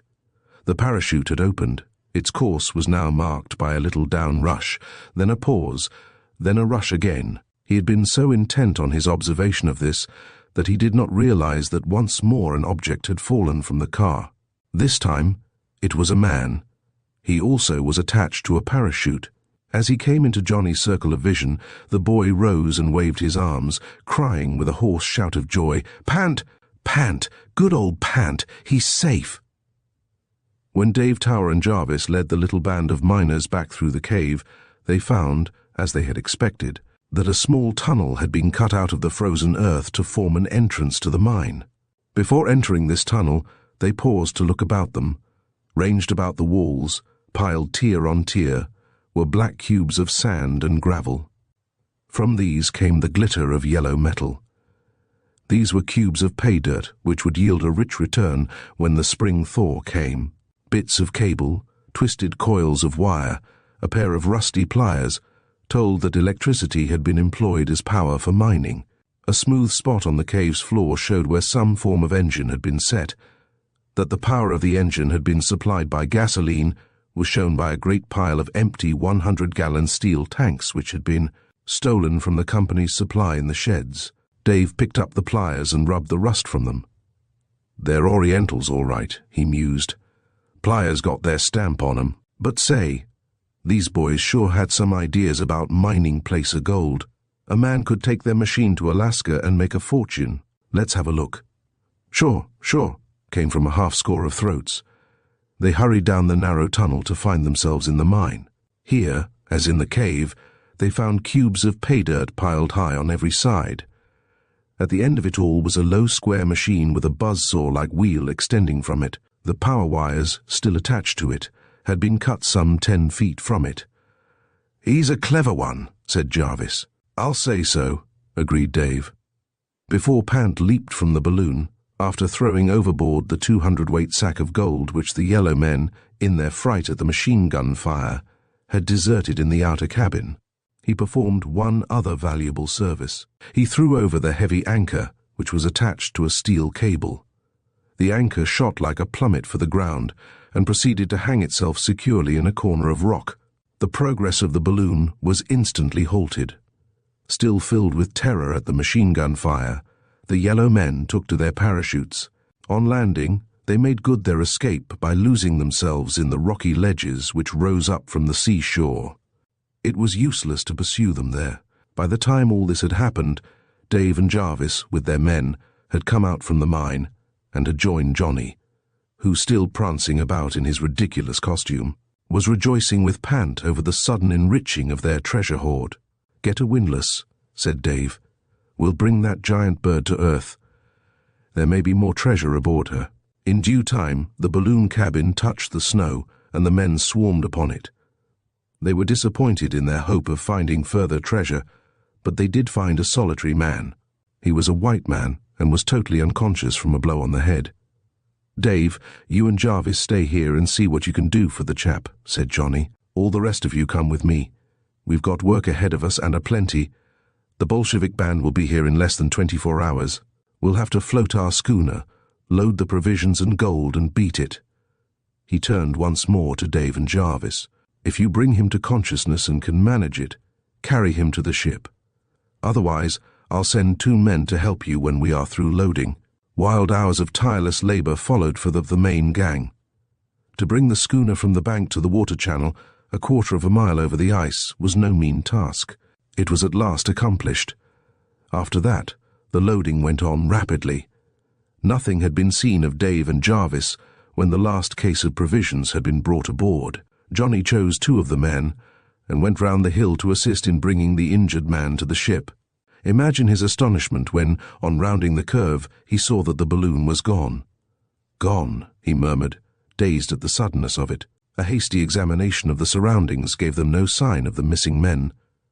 "Must have broken loose and sailed away with them." At that instant he caught the gleam of a light on the western sky. "Campfire of the Bolsheviki. We can't wait another moment," he muttered, "and it wouldn't do any good if we did. They're gone." He turned and led his men back to the ship. A half-hour later, the little schooner was popping her way through a narrow channel to open water beyond. She carried, besides her crew and provisions, 100 weight of gold taken in the last 3 days from mine number 2, and twice as much taken from the robber yellow men. 35% of this would do wonders in Vladivostok. Johnny was sitting and thinking of these things, and of a wireless message he had received but a few days before, when he suddenly began wondering where Pant was. "Say," he exclaimed, turning to one of his men, "where's Pant? Haven't seen him since we put out." Sure enough, where was he? They searched the ship. He was not to be found. At last, Johnny spied a note pinned to his spare parka. It was written by Pant. "Dear Johnny," it read, "you will pardon me, I am sure, for leaving your service at this time. But you won't need me down there, and Vladivostok sounds too tame. Up here there is real adventure. Goodbye, Pant." Johnny looked at the man beside him, and the man looked at him. "Queer chap," murmured Johnny, "but a real sport at that. No use to try to find him." "Not a bit." "Queer chap," Johnny murmured again, "queer eyes." "That Pant was just short for Panther Eye," said the miner. Men gave him the name. One of them claimed he was hunting panthers once with a skillful surgeon. A panther tore his right eye out. The surgeon shot the panther and grafted an eye into Pant's empty socket. The fellow claimed he'd seen him with those yellow goggles off. Said his pupil contracted in the light like a great cat's eye. "But you can't believe half those men tell you." "No, you can't," said Johnny. "I guess every chap has a right to have a secret or 2 about himself and keep them. Pant had his and kept it. That's about as far as we'll ever get on that mystery." What say we go to Chow? Chapter 9. Startling Perils. In the harbour at Vladivostok, a 30-ton gasoline schooner threaded its way through narrow channels, left by ocean liners and gunboats, toward a deserted waterfront where half-dismantled warships of ancient Russian design lay. Rotting in the sun, straight to a rickety wharf they made their way. Hardly had they thrown a line over a swaying post when two men sprang across the narrow space. "Watch your step." It was Johnny Thompson who spoke. The man with him was the young doctor of his outfit. As they cleared the dock and entered a side street of this metropolis of eastern Russia, they walked with a heavy tread. Their step lacked the elasticity that their youthful faces would warrant. They were either very weary or very heavily burdened. No burdens were visible, though something might be concealed beneath their greatcoats. There was indeed a bulkiness about their forms from shoulder to waist, but in this Arctic climb, coming as they had from the north, one might easily credit this to sweaters. As they reached the shadow of a building, Johnny stopped and fumbled in his pocket. At the same time his gaze wandered away toward the north. "Wonder where Pant is now," he grumbled. "I miss the little rascal, don't you?" "Sure do. Wonder what made him drop us flat that way." "Can't say. Had a reason, though. He always had a reason, and a good one. There was something he wanted to do. Hope he does it quick and gets on down here. He's been part of my bodyguard so long, I confess I don't feel safe in a new place like this without him." Johnny stopped fumbling in his pocket and drew forth 3 yellow slips of paper. "Here's the messages. I wrote 'em all down. Mighty little good they'll do us." He read them aloud. "When can you come across? Signed, we must produce. At once. Signed, M. Am in danger. Come across. Signed, M." What does a fellow get out of that anyway, he grumbled. What does this fellow, M, expect? The first one reached us after we'd been operating 2 months, the second a month later, and the third a month after that. What does he think this land is like? 3,000 miles. But then, I suppose the rotten Russians did it. Made threats, likely. "Doesn't give any address," commented the doctor. "Not a scratch. We'd better go to the Red Cross headquarters, wherever that is. Let's hunt it up." Again they took up their heavy, even tread and came out from the narrow street onto a broader one, which appeared to lead to the business section of the city. As Johnny sniffed the pungent odor of spring in the twilight air, he was forcibly reminded of the time consumed in that journey from the mines to Vladivostok. He regretted the many delays. When they occurred, he had fairly fumed at them. He realized now that M, whoever that might be, the agent sent from Chicago to superintend the distribution of supplies for the refugee orphans, might have been compelled to leave Russia before this, that the Russians, disturbed by 1,000 suspicions and fears, would not tolerate a stranger who had no apparent purpose for being in their land, he knew all too well.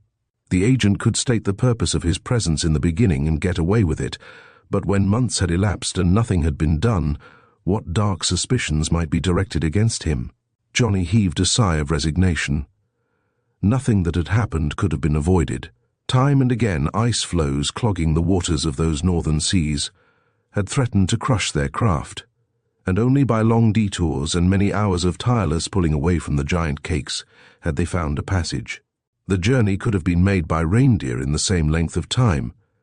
As he thought of that, his heart skipped a beat. What if the little yellow men who had come so near making away with that 200 weight of gold had succeeded in securing reindeer and had made their way to Vladivostok? What would they not risk to regain possession of the gold that had been snatched from them? As he thought of this, he picked his steps more cautiously along the slippery streets. He cast a glance to the right and left of him. Then he started and plucked at his companion's sleeve. "Hist," he whispered. "Watch the alley to the right." When Pant so abruptly deserted Johnny Thompson's service, leaving only a vaguely worded note to tell of his going, he had indeed a plan and a purpose. So daring was this purpose that had he taken time to think it through to its end, he might never have attempted it. But Pant thought only of beginnings of enterprises, leaving the conclusions to work themselves out as best they might, effectively aided by his own audacity. His purpose can best be stated by telling what he did. When he left the schooner that night and crossed over the shadowy shore ice, a blizzard was rising. Already the snow fog it raised had turned the moon into a misty ball. Through it, the gleaming campfires of the Bolshevik band told they had camped for the night not 5 miles from the mines. The blizzard suited Pant's purposes well. It might keep the Russians in camp for many hours, and would most certainly make an effective job of a little piece of work which he wished to have done. With a watchful eye he skirted the cabin they had left but a brief time before. A pale yellow light shone from one of the windows. Either the place was being looted by natives, or the yellow men had taken refuge there. The presence of a half-score of dogs scouting about the outside led him to believe that it was the natives. Where, then, were the Orientals? Breathing a hope that they might not be found in the mines or the machine sheds, he hurried on. With a hand tight gripped on his automatic, he made his way into mine number 1. All was dark, damp, and silent. The very ghost of his dead comrade seemed to lurk there still. Who was it that had killed Frank Langlois, and how had it been done? Concerning these questions he now had a very definite solution, but it would be long before he knew the whole truth. Once inside the mine, he hastened to the square entrance that had been cut there by the strange buzz-saw-like machine of the Orientals. The wall was thin at this place. With a pick he widened the gap until the machine could be crowded through, and with great difficulty he dragged it to the entrance of the mine. Once here his task was easier, for the machine was on runners and slid readily over the hard-crusted snow.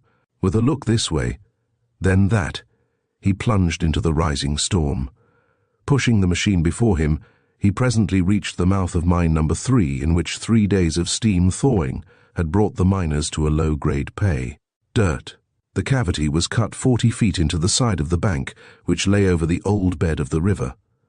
Having dragged the machine into the farthest corner, he returned to the entrance and at once dodged into the machine sheds. To these sheds he made 5 trips.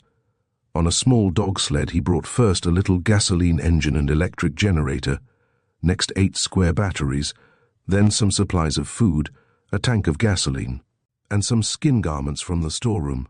His last journey found the first grey streaks of dawn breaking through the storm.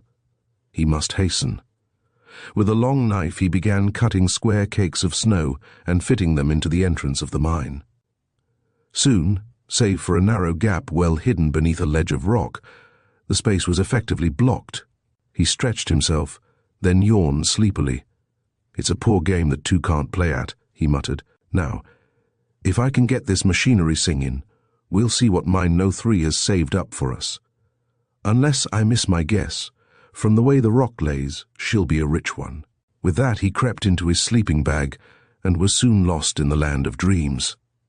Pant's first act, after awaking some 6 hours later, was to connect 4 of his batteries in series, then to connect the ends of 2 wires to the poles of the series. The wires were attached at the other end to a socket for an electric light. When the connections were completed, he screwed in a small bulb. The filament in the lamp glowed red, but gave no light. 2 batteries were added to the series, then 2 more. At this, the light shone brightly, dispelling the gloom of the place and driving the shadows into the deepest recesses. With a smile on his lips, the boy twisted a wire into a coil, connected it to the battery circuit, watched it redden, then set his coffee pot over it.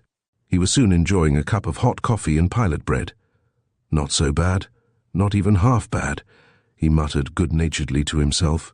"Electricity is great stuff. Now for the mining stunt." He listened for a moment to the howl of the blizzard outside, then began busying himself with the machinery at hand. Connecting the batteries to the gasoline generator to give it a kick-off, he heard the pop of the engine with evident satisfaction. He next connected all his batteries in series and, having connected the engine, ran wires from it to the motor in the strange mining buzzsaw. There followed a moment of suspense, then a grunt of disgust. "Not enough voltage. Got to get more batteries tonight. Dangerous, too. Storm's going down. Bolsheviki coming in. Natives prowling and yellow men don't know about. Got to do it, though." At that he sat down on his sleeping bag, and with arms outstretched, like Jack London's Man of the Wild, he slept the uneasy sleep of one who hunts and is hunted. Night came at last, and, with it, wakefulness and action. Cutting a hole through the snow wall, which under the drive of the storm had grown to a surprising thickness, he crept out and slid down the hard bank, leaving no tracks behind. The storm had abated. The moon and stars were out. As he dodged into the store sheds, he fancied that he saw a shadow flit from sight at the other end. Working rapidly, he unearthed 4 fresh batteries. They were heavy affairs. A sled improvised from a plank and a bit of wire would aid him in bringing them up the hill. He had just arranged this contrivance and was about to turn toward the door, when a sudden darkening of the patch of moonlight admitted by the open door caused him to leap behind the massive shape of a smelter. He peered around the edge of it, his breath coming rapidly.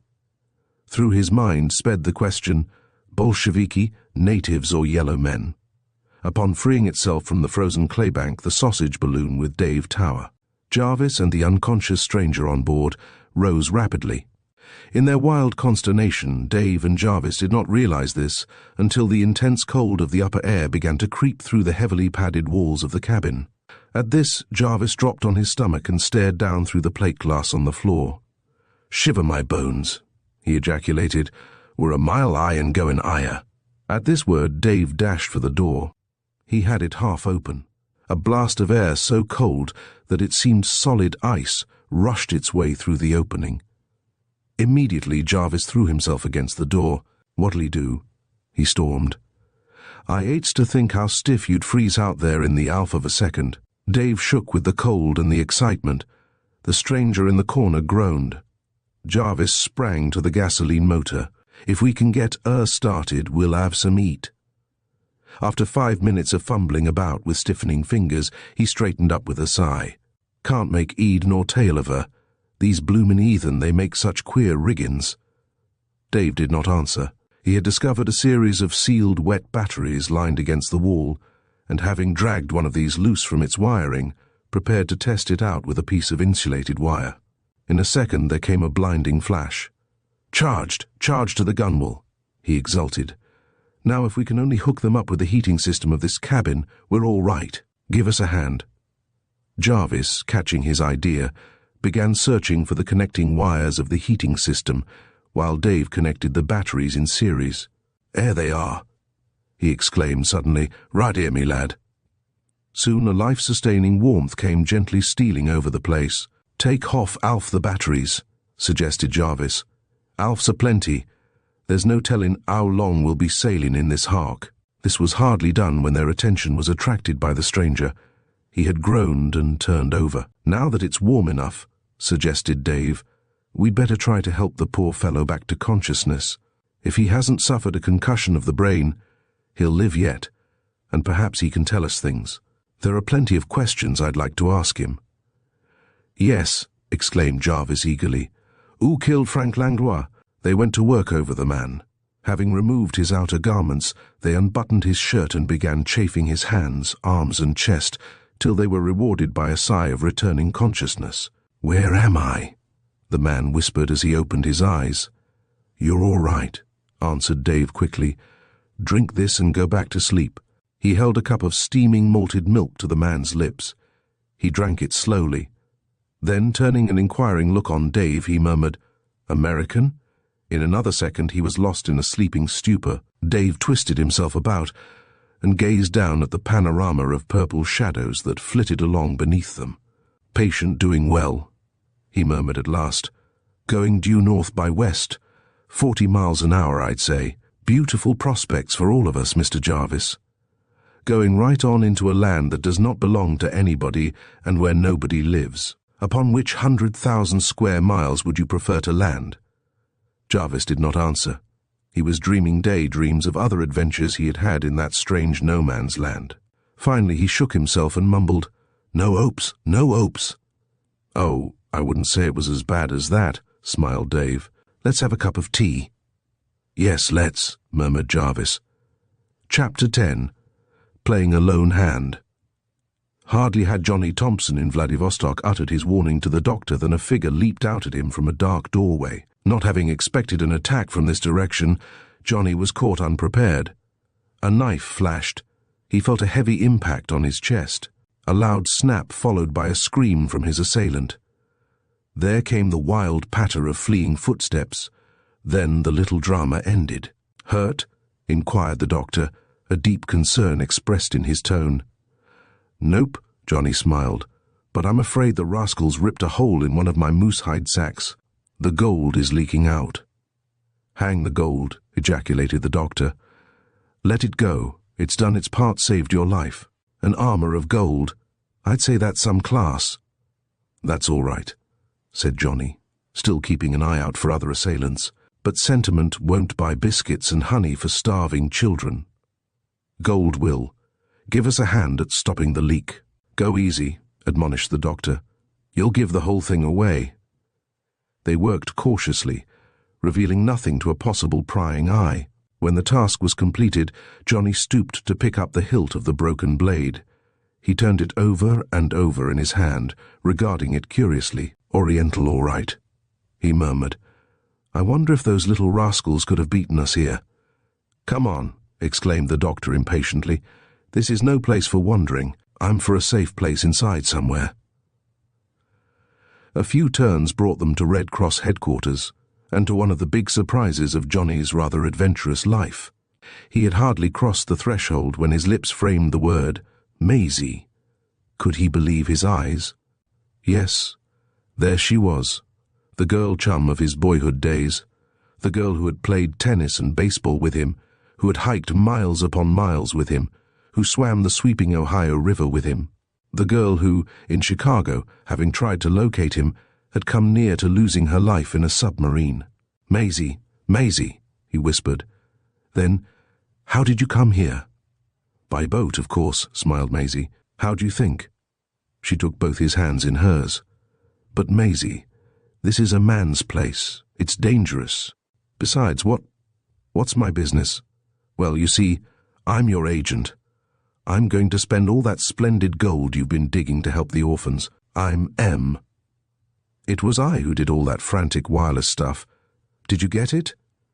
"I did," smiled Johnny, "and if I'd known it was you, I would have come on by wireless. But now," he said, after a moment's reflection, as Jerry the rat would say, "what's delay?" Maisie sighed. "Honest, Johnny, have you the gold? Because if you haven't, it's home, James, for me. These Russians are the most suspicious people. They've threatened to put me aboard ship 20 times because I wasn't making good. I wasn't feeding anybody, as I have said I would. And, oh, Johnny," she gripped his arm, "the last 3 days I've been so frightened. Every time I ventured out, day or night, I have seen little yellow men dogging my footsteps. Not Japanese military police, but just little yellow men." Grunted Johnny. "I fancy Doc and I met one of them just now. He seemed to know us too. Here's his dagger." "Broken?" exclaimed Maisie. "How?" Johnny stepped to the door of the small parlor and closed it. "Gold," he whispered. "An armor of gold." From beneath his coat he drew a sack of gold. "Yes, Maisie, we've got the gold, plenty of it. Again I ask you, what's delay?" Maisie clasped her hands in glad surprise. For fully 3 minutes she acted the part of a happy child dancing around a Christmas tree, with Johnny doing the part of Christmas tree and delighted parent all in one. At last she came down to earth. "What we need is food and shelter for the poor little wretches." "Oh, Johnny, I can't tell you." "Don't need to," interrupted Johnny.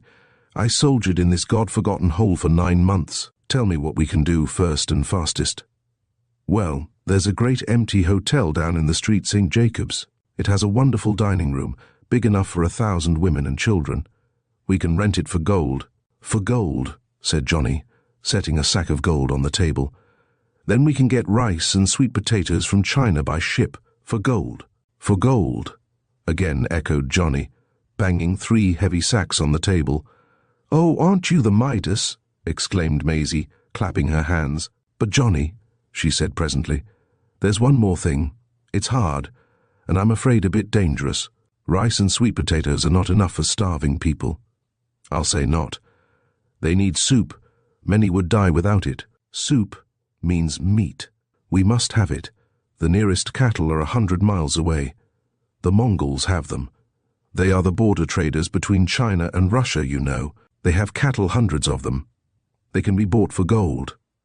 "For gold," smiled Johnny, patting his chest, which still bulged suspiciously. "I'll be off for the cattle in the morning. I'll leave Doc here to do what he can and to look after you." "Good," exclaimed Maisie, clapping her hands again. "The Red Cross will supply you a band of trustworthy Russians to help drive the cattle here. The Mongols won't dare bring them." "All right," said Johnny. "And now, what about the supposed hospitality of the Red Cross? I'm hungry, so is Doc. Right this way." And Maisie hurried through the door. Half an hour later, the two were enjoying such a meal as they had not eaten for months, not because of its bountifulness nor richness, but because it was prepared by a woman. "Tomorrow," said Johnny as he murmured good night, "I am to venture into one more unknown land." "Yes, and may your patron saint protect you as he has done in the past," said Maisie. "My patron saint is a miss," smiled Johnny, "and her name is Maisie. Good night." Realizing that he was trapped, the instant that forms blocked the door of the machine sheds at the 7 mines, Pant tackled the problem of escape. If these were natives or yellow men, they would treat him rough. If they were Bolsheviki, he could hope for no better fate. His only hope lay in escape. The place had no other door and no open windows. He must gain his freedom by strategy. Evidently, he must play the cat-and-mouse act about the piles of supplies and machinery. As he dodged back to a position behind a large ore crusher, he managed to catch sight of the 2 men. "Bolsheviki," he gasped inaudibly. "What giants!" Full-bearded giants they were, reminding him of nothing so much as of Bluebeard in the fairy books, or the Black Brothers in the Lost River, seeming to scent him as a dog scents a rat. They moved cautiously down the narrow passage between piles. As yet, they had not caught sight of him. Hope rose. Perhaps they would pass by him. Then he could make a dash for it. Yet, this was not entirely satisfactory. They would follow him, would see where he had gone if he escaped to the mine. Then all his plans would go glimmering. Instantly there flashed through his mind a bolder and, if it worked, a better plan. Moving close to the crusher, he put his hand to the great hopper that rested on and towered above it. This was made of iron, and was fully 8 feet wide and quite as deep. His keen eye measured the aperture at the bottom. No giant, such as these were, could crowd through that hole. And the hopper was heavy. Applying all his strength to it, he felt it give ever so slightly. It was not bolted down, it was merely balanced there. He would be able to topple it over. And, once over, it would be a difficult affair to handle, especially from beneath. As he waited, his heart thumped so loudly that it seemed the Russians must hear and charge down upon him. They came on cautiously, peering this way then that. He caught the gleam of a knife, the dull black shine of an automatic. It was a man-hunt, sure enough, and he was the man. Now they were 5 paces from him, now 3, now 2. His breath came in little inaudible gasps. His muscles knotted and unknotted. And now the moment had come. The men were even with the crusher, on the opposite side from him. Gathering all his strength, he heaved away at the hopper. There followed a grinding sound, a shout of warning, then a dull thud. The enemy were trapped. Pant spun round the crusher like a top. Seizing the wire he had arranged for his improvised sled, he rushed toward the door, dragging the batteries after him. A glance backward came near convulsing him with laughter. One of the Russians had succeeded in thrusting his head through the narrow opening at the top of the inverted hopper. Here he stuck. To the boy, he resembled a backwoodsman, encircled by a barber's huge apron.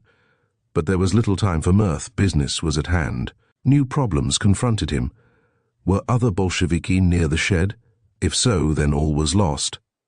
Poking his head out of the door, he peered about carefully. There was not a person in sight. The wind had risen. "Good," he muttered. "It will hide my tracks." He was soon speeding across the snow. In another 5 minutes he was peering like a woodchuck from his hole in the snowbank. His batteries were already inside. If he had not been observed, he had only to block his entrance and leave the wind to plaster it over with drifting snow. As he looked, his brow wrinkled. Then he dodged back, drawing the snow-caked door after him. The 2 Russians had emerged from the shed. For hours on end the balloon, with Dave Tower, Jarvis and the stranger on board, now hundreds of miles from the mines, swept over the barren whiteness of unexplored lands. The sun went down, and the moon shone in all its glory. The fleeting panorama below turned to triangles, great and small triangles of pale yellow and midnight blue. Now and again the earth seemed to rise up toward them. By this Dave and Jarvis knew that they were drifting over snow-capped hills. When it receded, they knew they were over the tundra. Sometimes they caught the silver flash and gleam of a river, the ice of which had been kept clear of snow by the incessant sweep of the wind. As Dave crouched by the plate-glass windows staring down at that wonderful and terrible spectacle of an unknown land, he asked himself the question, was this land ever viewed by mortal man? The answer could be only a surmise. Perhaps some struggling band of political exiles, fighting their way through summer's tundra swamps and over winter's blizzard-swept hills, had passed this way, or lingered to die here. Who could tell? Surely nothing was known of the mineral wealth, the fish, the game, the timber of this unexplored inland empire. What a field to dream of! His mind was drawn from its revels by a groan from the stranger. He was awake and conscious. Propping himself half up on an elbow, he stared about him. Where am I? He sank back, an expression of amazement and fear written on his face. Who are you? Asked Dave. The man's consciousness appeared to waver for a second. Why, I'm Professor Todd from Tri-State University. What were you doing with the Orientals? Orientals? The man looked puzzled. Orientals? Oh, you mean the natives, the Chukchis. Why, I was studying them. Getting their language, taking pictures, getting phonographic records, and... Suddenly the man's face went white. Where are we? He stammered through tight-set lips. The balloon, caught in a pocket of thin air, had caused the car to lurch. Taking a little trip, said Dave reassuringly. You're all right. We'll land after a bit. Land? So we are on a ship? I've been sick. We're going home. It is well. Life with the Chukchis was rotten, positively rotten, positive. His voice trailing off into nothingness. He was asleep again. Dave stared at him. Here was a new mystery. Was this man lying? Had he been in collusion with the Orientals, and was he trying to hide that fact? Or had the rap on his head caused a lapse of memory, which blotted out all recollections of the affair in the case, and mine? Look, Dave, exclaimed Jarvis suddenly. As I live, it's the city of gold. In the east the sun was just peeping over the horizon, but Jarvis was not looking in that direction. He was looking west. There, catching the sun's first golden glow, some object had cast it back, creating a veritable conflagration of red and gold. Dave, remembering to have viewed such a sight in other days, and in what must have been something of the same location, stared in silence for a full minute before he spoke. If it is, he said slowly, there's only one salvation for us. We've got to get down out of the clouds. The last time I saw that riot of color, it was on the shore of the ocean, or very near it, and to drift over the Arctic Ocean in this crazy craft is to invite death. He sprang for the door which led to the narrow plank way about the cabin and to the rigging where the valve cord must hang suspended. Chapter 11. Dangling in mid-air. Before dawn, the morning after his interview with Maisie, Johnny was away for the camp of the Mongols. There was a moist freshness in the air which told of approaching spring, yet winter lingered. It was a fair-sized cavalcade that accompanied him, 8 burly Russians on horseback and 6 in a sled drawn by 2 stout horses. For himself he had secured a single horse and a rude sort of cutter. He was not alone in the cutter. Beside him sat a small brown person. This person was an Oriental.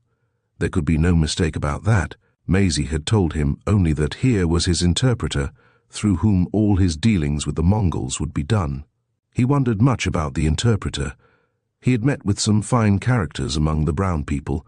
There had been Hanada, his school friend, and Sio-Sio-san, that wonder girl who had travelled with him. He had met with some bad ones too, and that not so long ago. His experiences at the mines had made him perhaps unduly suspicious. He did not like it at all when he found, after a long day of travel and 2 hours of supper and pitching camp, with half the journey yet to go, that this little yellow person proposed to share his skin tent for the night. At first he was inclined to object, yet when he remembered the feeling that existed between these people and the Russians, he realized at once that he could scarcely avoid having the interpreter for a tent mate. Nothing was said as the two, with a candle flickering and flaring between them, prepared to slip into their sleeping bags for the night. When at last the candle was snuffed out, Johnny found that he could not sleep. The cold air of the long journey had pried his eyes wide open. They would not go shut. He could think only of perils from small yellow people. He was indeed in a position to invite treachery, since he carried on his person many pounds of gold. He himself did not know its exact value. Certainly it was thousands of dollars. He had taken that which the doctor had carried, and had left the doctor to do what he could for the sufferers, and to assist Maisie in her preparations of the great kitchens and dining room, where thousands were to be fed. For a long time he thought of treachery, of dark perils, reaching a bloody hand out of the dark. But presently a new and soothing sensation came to him. He dreamed of other days. He was once more on the long journey north, the one he had taken the year previous. Xiao-Xiao-San was sleeping near him. They were on a great white expanse, alone. There was no peril, all was peace. So great was the illusion that he scratched a match and gazed at the sleeping face near him. He gave a little start at the revelation it brought. Certainly, there was a striking resemblance here to the face of Xiao-Xiao-San. Yet, he told himself, it could not be. This person was a man. And, besides, Xiao-Xiao-San was now rich. She was in her own country, living in luxury and comfort, a lady bountiful among her own people. He told himself all this, and yet so much of the illusion remained that he fell asleep and slept soundly until the rattle of harness and the shout of horsemen told him that morning was upon them and they must be off. He looked for his companion. He was gone. When Johnny had dressed, he found the interpreter busily assisting with the morning repast. Just like Xiao-Xiao-San, he muttered to himself as he dipped his hands into icy water for a morning splash. After his escape from the two Bolsheviki in the machine shed, Pant sat by the entrance to his mine in breathless expectancy. The two Russians certainly had not seen him enter the mine, but others might have done so. And more than that, there was grave danger that they would track him to his place of hiding. He was not surprised when his alert ear caught a sound from without, close at hand. He only crowded a little further back into the corner, that the light from the broken-in entrance, providing it was discovered and crushed, should not fall upon him. His heart thumped loudly. His hand gripped his automatic. He expected immediate action from without. His hopes of reaching the mother lode of this mine vanished. He thought now only of escape. But action was delayed. Now and then there came sounds as of footsteps, and now a scratching noise reached his ear. The crust of the snow was hard. Perhaps they were attempting to tear it away with some crude implement, a stick or board. As he listened, he heard the whine of a dog. So this was it? One of their hounds had tracked him down. They were probably afraid of him, and would wait for him to come out. In that case, he whispered to himself, they will wait a long, long time. He did not desert his post. To be caught in the far end of the mine meant almost certain torture and death. As he listened, he heard the dog's whine again and again, and it was always accompanied by the scratching sound. What could that mean?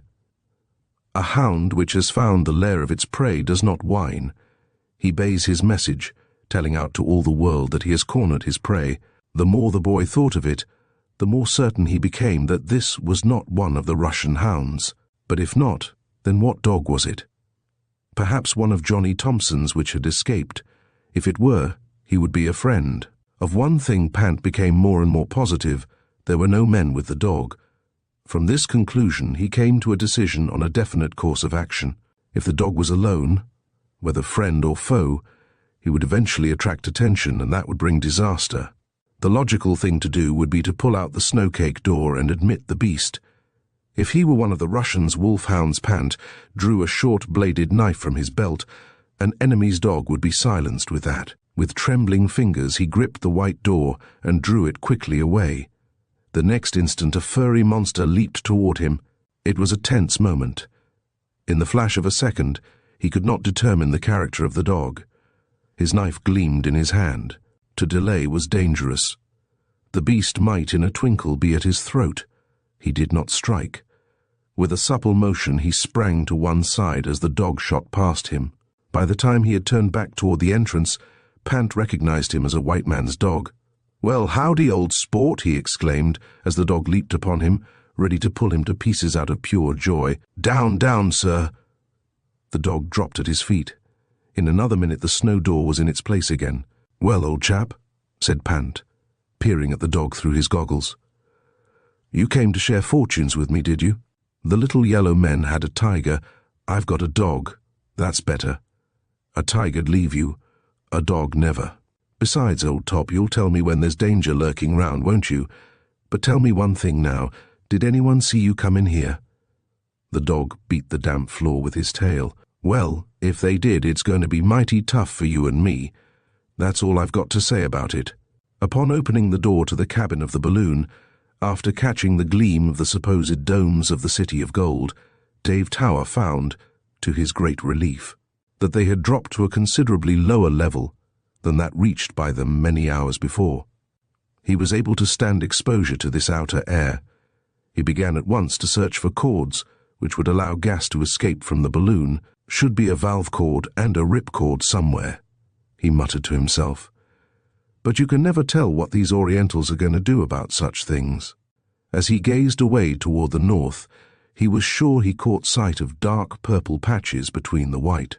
Might just be shadows and might be pools of salt water between the ice floes. If we land on the ocean, good night. Hurriedly he searched the rigging for dangling cords. He found none. If there had been any, they'd been thrown up and tangled above by the tossing of the balloon. Dave stared dizzily upward to where the giant sausage drifted silently on. It was a sheer 50 feet. To reach this there was but one means, a slender ladder of rope. Could he do it? Could he climb to the balloon and slit it before they reached the ocean? It was their only chance. If the City of Gold was not a complete illusion, if human beings lived there at all, they might hope for food and shelter. There were chemicals in the cabin for re-inflating the balloon. A fair wind or the discovery of the method of operating that Oriental engine might ensure them a safe voyage home. But once they were out over the ocean, his heart went sick at the thought of it. Gripping the rounds of the ladder, he began to climb. It was a perilous task. Now, with a sinking sensation, he felt the ladder apparently drop from beneath him.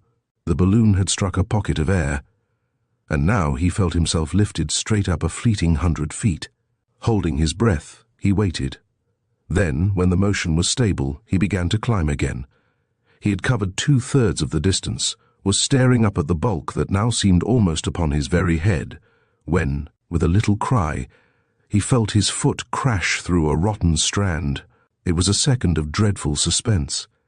Madly he grasped the rope sides of the ladder. His left hand slipped, but his right held firm. There, for a fraction of time that seemed an eternity, supported by only one hand, he hung out over thousands of feet of airy space.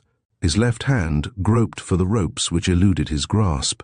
He gripped and missed, then he caught it and held on. He was holding firmly now with both hands, but how his arms ached.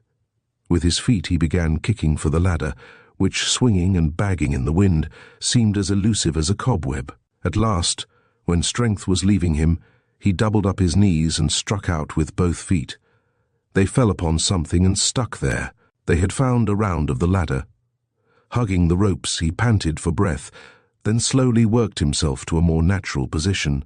"Huh," he breathed at last. "Huh, gee, that makes a fellow dizzy." He had climbed 10 steps further when a cry of joy escaped his lips. The valve cord. It was true. By his side dangled a small rope which reached to the balloon. Gripping this, he gave it a quick pull and was rewarded at once by the hiss of escaping gas. "Good," he muttered to himself as he prepared for his downward climb. Trust an Oriental to make things hard. Suppose they thought if they had it any closer to the car, the children might raise the dickens by playing with it. He swung there, relaxed. They were dropping. He could tell that plainly enough. Now he could distinguish little lines of hills, now catch the course of a river, now detect the rows of brown willows that lined its banks. He looked for the gleam of the city of gold. There was none. The sun had evidently climbed too high for that. His eyes roamed to the north. Then his lips uttered a cry. "The ocean! We can't escape it!" Chapter 12. The Russian Dagger. Johnny Thompson, with his interpreter by his side, found himself in the camp of the Mongols. It was a vast tented city, a moving city of traders. Down its snow-trod streets drifted yellow people of all descriptions. Men, women, and children moved past him. Some were young, some very old. All appeared crafty and capable of treachery. "It was against these people that the Chinese built their Great Wall," said Johnny thoughtfully. "I don't wonder. When do we see His Highness, the great High Chief who deals in cattle?" His interpreter smiled. "I've just come from there. We may go to see him now." Johnny twisted one shoulder as if adjusting a heavy burden, then turned to follow the interpreter. He did not like the looks of things. He longed to be safely back in Vladivostok with Maisie. There were times like this when he wished he had not taken it upon himself to play the fairy godfather to Russia's starving hosts. But since he had undertaken the task, however difficult it might prove, he must carry on. He soon found himself sitting cross-legged on a floor so deeply embedded in soft, yielding skins that he sank half out of sight beneath them. Before him, also reposing in this sea of softness, was a Mongol of unusual size, whose face was long and solemn. He puffed incessantly at a long-stemmed Russian pipe. Forming the third corner of the triangle was the little interpreter. The two members of the yellow race conversed in low tones for some time. At last the interpreter turned to Johnny. "I have told him that you want to buy cattle, much cattle. He say, how much you want to pay, how you want to pay, how much you want to buy. You tell him that I saw 6 of his cattle out here just now. They are very poor, but we will take them maybe. Ask him how much. He say, have you got gold? You say," grinned Johnny, "that we have got gold. We don't need a button hook to button up our purse, but we've got gold, we pay gold. How much?" The interpreter puckered up his brow and conveyed the message. The Mongol mumbled an answer. He say, how much you want pay? Tell him for 6 cattle I pay £1 gold, all same. He drew from his pocket a small leather sack, and unlacing the strings held it open before the Mongol. The crafty eyes of the trader half closed at sight of the glistening treasure. His greedy fingers ran through it again and again. Then he grunted. He say, droned the interpreter, how much cattle you want to buy? Maybe 300, stated Johnny casually. The interpreter started, but delivered the message. The Mongol, upon receiving this word, sprang from the furs like a jack from his box, and hot words rushed rapidly from his lips. When he had finished, the interpreter explained that he said Johnny was jesting with him. It was impossible that anyone would buy 300 head of cattle with gold in the starving land of Russia. The Mongol sank back to his place among the furs, and the bickering was continued. For 2 hours it waged, ending finally by the promise of the Mongol that, in the morning, the cattle should be at hand, that they would be better than those Johnny had seen, and that Johnny's beggarly price of £1 of gold for 6 cattle would be accepted. Once the bargaining was over, the Mongol was transformed in a second's time into the most charming of hosts. Johnny and his interpreter must dine with him. Yes, indeed. They must sleep in his tent that night. They should talk long, and of many things. It was not often that he had the honor of playing host to such a rich and clever guest. Indeed, it was not. But they should not converse so long together that Johnny and his most excellent interpreter should be robbed of their night's repose. Several hours later, Johnny was buried to the point of smothering beneath rugs of fur that would bring the price of a king's ransom. His mind was still in a whirl. Perhaps it was the tea, perhaps the excitement of big business, and again, it may have been a premonition of things to happen. Whatever it may have been, he could not sleep. His racing mind whispered to him of treachery out of the night. It had been a wonderful evening. They had been treated to a feast such as he had seldom dreamed of. Surely these Mongols could concoct from beef, rice, sweet potatoes and spices the most wonderful of viands. And, as for tea, he had never tasted real tea before. The aroma of it still haunted his nostrils, and the Mongol had told him many things. He had travelled far, had this trader. He had seen much. He spoke of Russia, of China, Japan, and India. He told of matters that made Johnny's blood run cold, of deeds done in that borderland between great countries, each seething with revolution and bloodshed. Not that he, the Mongolian, had done these things, but he had seen them accomplished, and he had traded for the spoils of rich Russians driven from their own land and seeking refuge in another. He was a trader. It was his business. He must have profit. What should one do? If he did not take the riches, another would. But as for committing these deeds himself, Confucius forbid it. He had scowled to show his disapproval. At the same time, as Johnny thought it all through, and felt the hard lumps about him that were sacks of gold, he found it very difficult to fall asleep. His interpreter, lying not an arm's length away, breathed with the steady ease of one in deep slumber. The Mongol had drawn a curtain of ermine skins between them and his own bed. Could it be that this interpreter had made his way into the good graces of Maisie, only to turn murderer and robber at the proper time? Johnny had only Maisie's word that the person could be trusted, and Maisie was but a girl, not accustomed to the deep-seated treachery in the Oriental mind. He had travelled far that day. He had talked long and dined well. He was a healthy human being, and sleep came at last. How long he had slept, he did not know when he was awakened by an indescribable sensation. Had he heard something, felt something? He could not tell. He breathed on, the steady deep breath of a sleeper, and did not stir. But he opened an eye, a mere crack. A shadow stretched across him. It was made by a person who stood between him and an oriental lamp which flickered dimly in the corner. His eye sought the place where the interpreter lay. The skins were too deep there, and he could not tell whether he was there or not. The shadow shifted. The person was moving into view. He could see him now. He was short and brown of face. The interpreter! These words formed themselves on his lips, but were not spoken. The next second he knew it was not the interpreter, for there came a stir at his side as the interpreter sat up. So there were two of them. Treachery! Well, he should not die alone. His hand gripped the cold steel of his automatic. He tilted it ever so slightly. Fired from where it lay, it would send a bullet crashing through the crouching interpreter's chest. He was about to pull the trigger when something arrested his attention.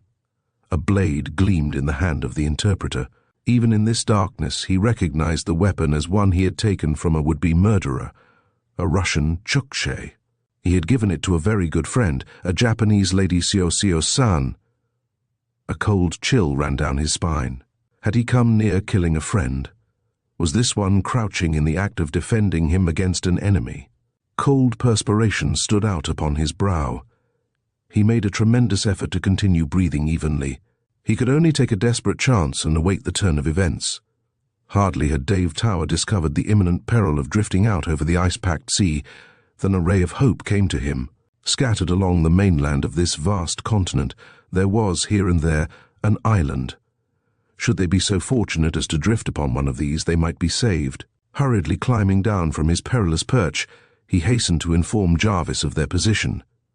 "Blind my eyes," exclaimed Jarvis. "What don't 'appen to us ain't worth 'appening."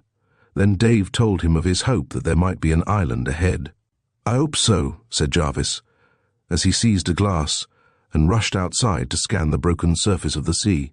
In the meantime, the balloon was sinking rapidly.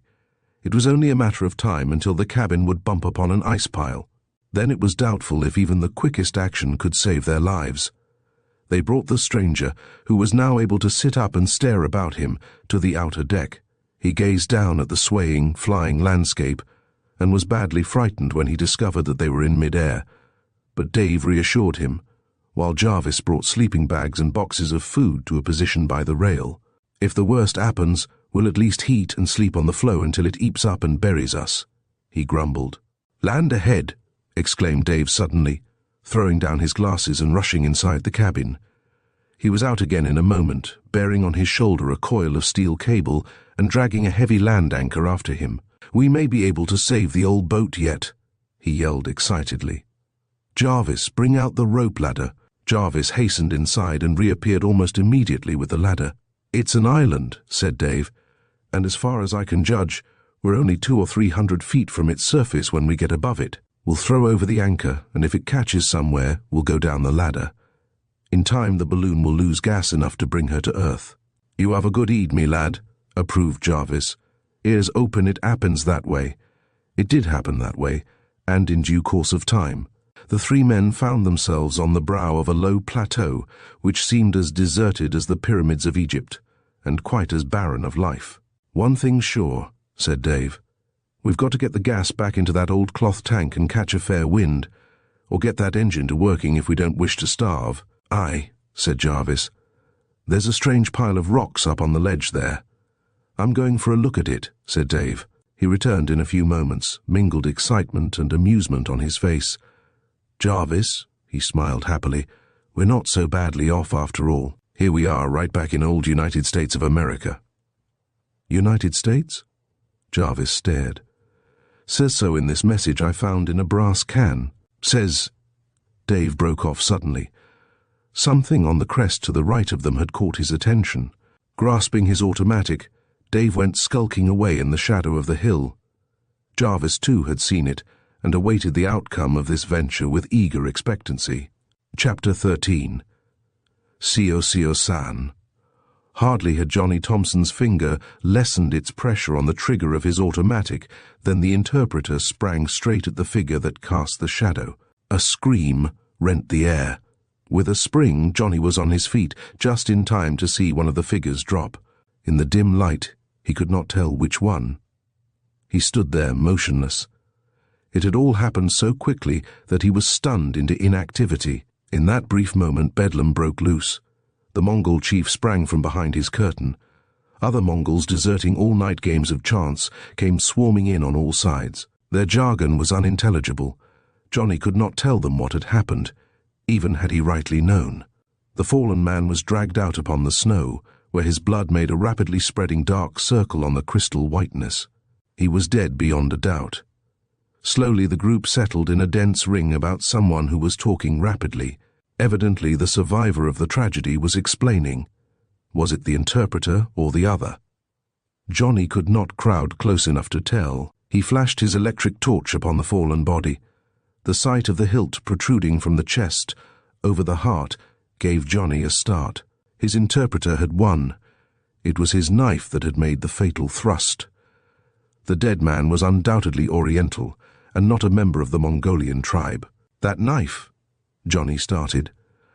How had this person come into possession of that blade which he had given to Sio-Sio-San? That Sio-Sio-San would not give it away, he was certain. What then had happened? Had it been stolen from her, or was this strange interpreter, who had doubtless just now saved his life, Sio-Sio-San herself? It seemed unbelievable, yet his mind clung to the theory. He would soon know. Slowly the crowd dispersed. The killing of an Oriental in such a camp as this was merely an incident in the life of the tribe, a thing soon to be forgotten. 2 servants of the chief bore the body away. Once more Johnny found himself sitting in the triangle with his interpreter and the Mongol. In his hands he held 2 knives, one he had drawn from the heart of the dead man and had cleansed in the snow. The other was the one dropped by the murderer. This last one evidently had been meant for him. The Mongol was profuse in his apologies, while he lauded to the sky the bravery of the little interpreter. The slain man, he explained, was no member of his company. He was one of 3 who had camped on the outer edge of the village that very night. Doubtless they had followed Johnny with the purpose of murdering and robbing him. He had sent at once for the other 2 men, but they had fled. He hoped now that his guests might sleep in peace. After delivering this message, he bowed himself back through the curtains. Johnny and the interpreter were left alone. It was a dramatic moment. The interpreter's fingers twitched nervously. Once the brown eyes fell upon the knives Johnny held, but instantly they flashed away. Johnny had drawn a freshly lighted fish oil lamp to his side. "Friend," said he in a low tone, You have done me a great service this night. Will you do me but one more? Gladly, most gracious one. The small head bent low. Allow me. Johnny took one of the brown hands and began rolling up the loose sleeve of the brown-skin parka. The brown face blanched a trifle. He uncovered a sleeve of pink silk, and beneath that a slender brown arm.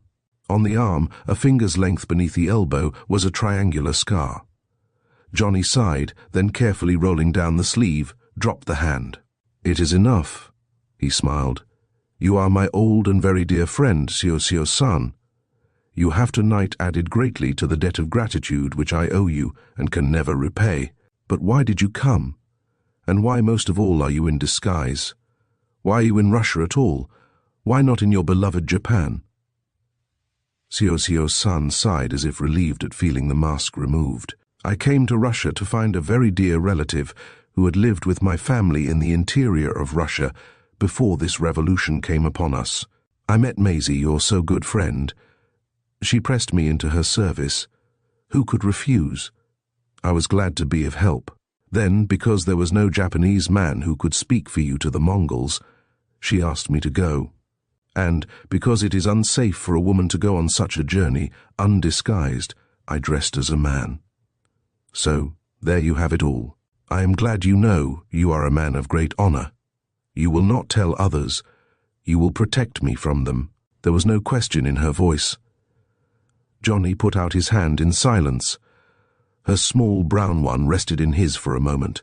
Then in drowsy silence they sat by the sputtering lamp until the tinkle of bell, the clatter of harness, the shout of drivers, and the distant lowing of cattle told them it was another day. That day's business was quickly brought to a close.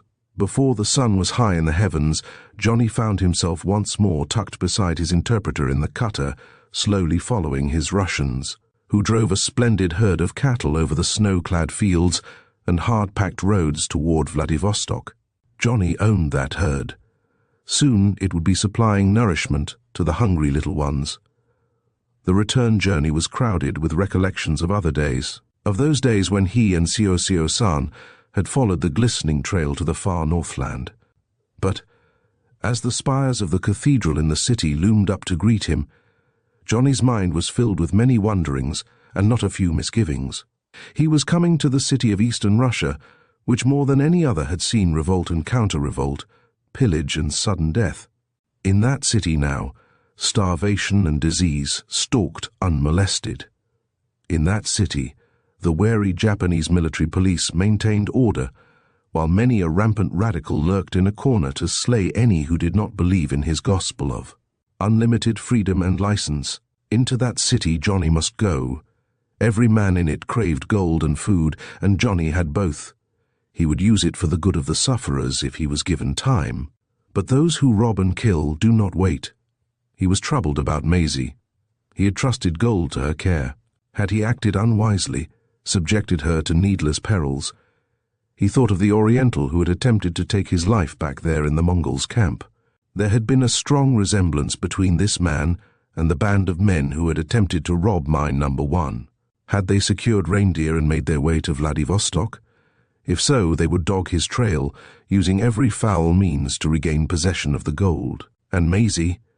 If they had entered the city, had they discovered that part of the gold was in her hands? He shivered at the thought of it. At last, leaving the cattle in a great yard, surrounded by a stone fence some 5 miles from the outskirts, he drove hurriedly into Vladivostok. Chapter 14. Nearing the City of Gold. The creature for which Dave had gone on a double-quick hunt after the balloon had landed on the desert island was a reindeer. He had probably crossed over on a solid floe from the mainland. It was his last crossing. Soon Dave came back, dragging 200 pounds of fresh meat behind him. No more goldfish in cans, he exulted. No more evaporated milk and pickled egg. We eat, Jarvis, we eat. That's fine, smiled Jarvis. But what's all the words you been spilling about this being America? Oh, laughed Dave, that was something of a joke, though this island really does belong to old USA Captain DeLong, an American whose ship was crushed in the ice near this island, was its first discoverer. He claimed it in the name of his country and christened it Bennett Island. It says that in the message he left in his cairn. But that don't feed us. I'm starved. There's driftwood on the beach. Come on. Soon they were roasting strips of delicious venison over a crackling fire. Supper over, they lay down with faces to the fire and talked over prospects for the future. The stranger was with them, but had little to say. He seemed puzzled at the unusual circumstances of the journey and was constantly asking when they would return to the native village at the mouth of the river. Evidently, said Dave, after a long and fruitless attempt to draw from him any account of his life with the Orientals in the mine, the rap he received on his head blotted out all memory of those days. If we can't get that particular stretch of memory in working order, we may never know how Frank Langlois was killed, nor who it was that sent us strange messages on phonographic records and moving picture films. I'm hoping his memory'll come back. A sudden shock may bring it round at any time. Their conference regarding the future resulted in a determination to wait for a change of wind which would ensure them a safe trip to the mainland.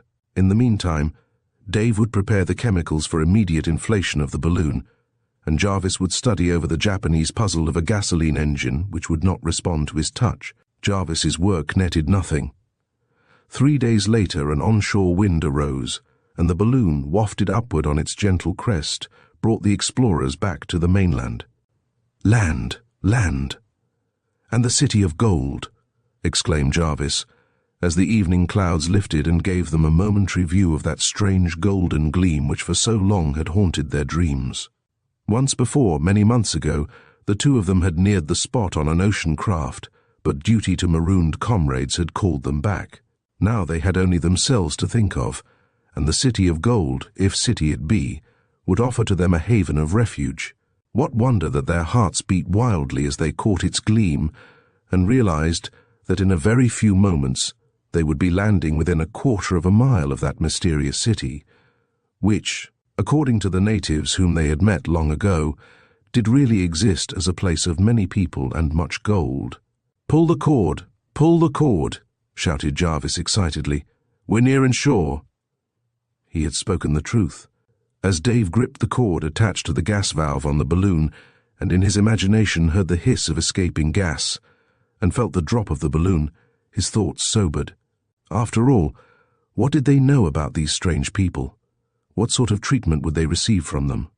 If they landed, they might, in less than an hour, be dead. Might it not be better to allow the balloon to rise and to attempt a journey back to some Russian town? But instantly he realized that this gale which was coming would carry them to the heart of Bolsheviki Russia. What chance would they have there? "Pull the cord, pull the cord," insisted Jarvis. Mechanically, Dave's hand came down. The hiss of air was followed by the sagging drop of the car. The die had been cast. For an hour, after admitting the white man's dog to his secret mine, Pant sat listening for any sound that might tell of his discovery. After this, heaving a sigh of relief, he turned at once to the work that lay before him. He realized that whatever he did must be done soon. Dragging the newly acquired batteries back to where the others were lined up along the wall, he attached one of them to the circuit, then threw in the switch which should set the buzz-saw mining machine into operation. An angry spit and flare was his only reward. Nothing daunted, he cut in another battery, then another. As he touched the switch after attaching the third battery, a loud whirring sound rewarded him. "Eureka! I have found it!" he cried, leaping high in air. "Now we win!" The dog barked loudly at this singular demonstration, but since the vault-like mine was soundproof, it mattered little how noisy was his rejoicing. The cutting machine was instantly set in operation. The sing of the wheel against the frozen earth was deafening. The earth tremble, started by the machinery, could not fail to make itself felt outside the mine. But when he realized that only the yellow men knew the cause of such a tremble, and that they were many miles from that spot, making their way south with dog team or reindeer, Pant had little fear. He would find his way to the mother lode, would melt snow from the inside of the bank by the mine's entrance, would wash out the gold. Then, if only he could evade the Russians and the Chukches, he would begin the southward journey. Hour by hour, the stacks of dark brown cubes of frozen pay dirt grew at the sides of the mine. Hour by hour, the yellow glistened more brightly in the cubes. Yet he did not come to the mother lode. He slept but little, taking short snatches now and then. Sometimes he fell asleep at his task. One thing began to worry him: the gasoline was running short. With no gasoline to run his motor, there could be no electric current, no power. Now and again he fancied that men were prowling about the snow-blocked entrance. He knew these were only fancies. Sleepless days and nights were telling on his nerves. When would the rich pay come? At last, while half asleep, he worked on the upper tiers of cubes. There came a jarring rattle which brought him up standing. The wheel had struck solid rock. This meant that there was a ledge, a former miniature fall in the river bed. At the foot of this fall there would be a pocket, and in that pocket much gold. The gasoline? There was yet enough. Tomorrow he would clean up the mother lode. Then he would be away. He stumbled, as in a dream, to his blankets, and wrapping them about him, fell into a stupor that was sleep and more. As the balloon, in which Dave Tower and Jarvis rode, drifted toward the shore of the mainland, Dave, shading his eyes, watched the yellow gleam of the city of gold darken to a purplish black, then back to a dull grey. "Man, it's gone." "I ates to look," groaned Jarvis. "It's gone, the city of gold." Dave had been expecting something like this to happen. Probably the surface of some gigantic rock, polished by wind and rain, reflecting the rays of the sun, was his mental comment. He did not have the heart to express his thoughts to Jarvis. They drifted on. Suddenly Dave dived into the cabin and returned with a pair of powerful binoculars. He turned these on the spot where the shining city of gold had been. What he saw brought an exclamation to his lips. It died there, unuttered. After all, he thought to himself, it may be nothing, just nothing at all. What he had seen was still brownish-grey in colour, but instead of the flat, even surface of a rock broken here and there by irregular fissures, he had seen innumerable squares, placed as regularly as the roofs of a house. Nature does not build that way. Man must have had a hand in it. Here's hoping. Such were his mental comments as he saw land rise up to meet them. Were they nearing an inhabited land? He did not have long to wait for the answer. As the balloon drifted in over the land, figures ran across the snow in evident pursuit of the drifting sausage. Jarvis, who had taken the glass, let out a roar. "It's Oomans, me lad. Ooman beings it is. And if it's no one but the bloody bloomin' Ethan, I'll be glad to see 'em." He was right. As the anchor, catching in a claybank, jerked the balloon to a sudden halt, they could see the people racing toward the point where the car was sure to land. Dave's mind was in a whirl. First his right hand gripped his automatic. Next it hung limp at his side. What manner of people were they, anyway? If that broad, flat surface of little squares meant the roof of a building, then these certainly were not natives, Chukchis or Eskimos. Those always lived in houses of deerskin or snow. And if it was a house, what an immense thing it must be, 100 feet long, perhaps 200, and half as wide. There was little time for speculation. The balloon carriage dropped rapidly. Their daft professor hung to the rail, babbling incoherent things about returning to the mouth of the Anadir. Jarvis was silent. Evidently there was but one thing to do, to trust themselves to the tender mercies of these people. As the cabin bumped the snowy tundra, Dave sprang over the rail, followed by Jarvis, who assisted the still feeble professor. They found themselves at once in the midst of a curious-eyed group of people. These, with their long beards and droll clothing and droll manners, made Dave feel as if he were another Rip Van Winkle entering a land of dreams. In the crowd there were some 20 men slowly straggling in. There was a woman of middle age, and beside her a girl of about 16 years, evidently her daughter. Dave's eyes approved of the girl, and though she was a stranger to his tongue, she did not fail to find an immediate means of letting him know that she looked upon him with much favour. All these people were dressed in skins, fawn skins for the most part, though there were occasional garments of leather. The garments were not cut at all after the manner of Chukchis or Eskimos. The girl wore a skirt and a loose midi-like jacket of white buckskin, the skin of which had been split thin. The garment suited her wonderfully well. Dave had concluded, before one of them spoke, that they were Russians. When the oldest man of the group attempted to address him, he knew his guess to be correct, though he understood not one word of what was being said. But what, he asked himself, are these people doing here so far within the Arctic Circle, and how do they live? Having made it evident that he did not understand their language, he awaited further attempts at conversation. Other languages were tried with no success, until a man of 30 years or past suddenly said, "Do you speak English?" Dave could have wept on his shoulders for pure joy. What he did do was to extend his hand with a hearty, "Put her there, old chap. That's just what I do." "You must be hungry," said the newfound friend. "We could eat," admitted Dave. "Come this way." Having made sure that the balloon was in a safe position, Dave and Jarvis, assisting the professor, followed their host round a point of rock and up to a row of cabins on the southern side of the hill. Having entered one of these, they were invited to sit down while the professor was helped to a room in the rear and tucked into bed. "Now, gentlemen," said the stranger, "we can offer you only venison and fresh sweet potatoes for your main course. You will perhaps not mind that. But in the matter of salads, we can give you a little choice. Will you have head lettuce or sliced cucumbers?"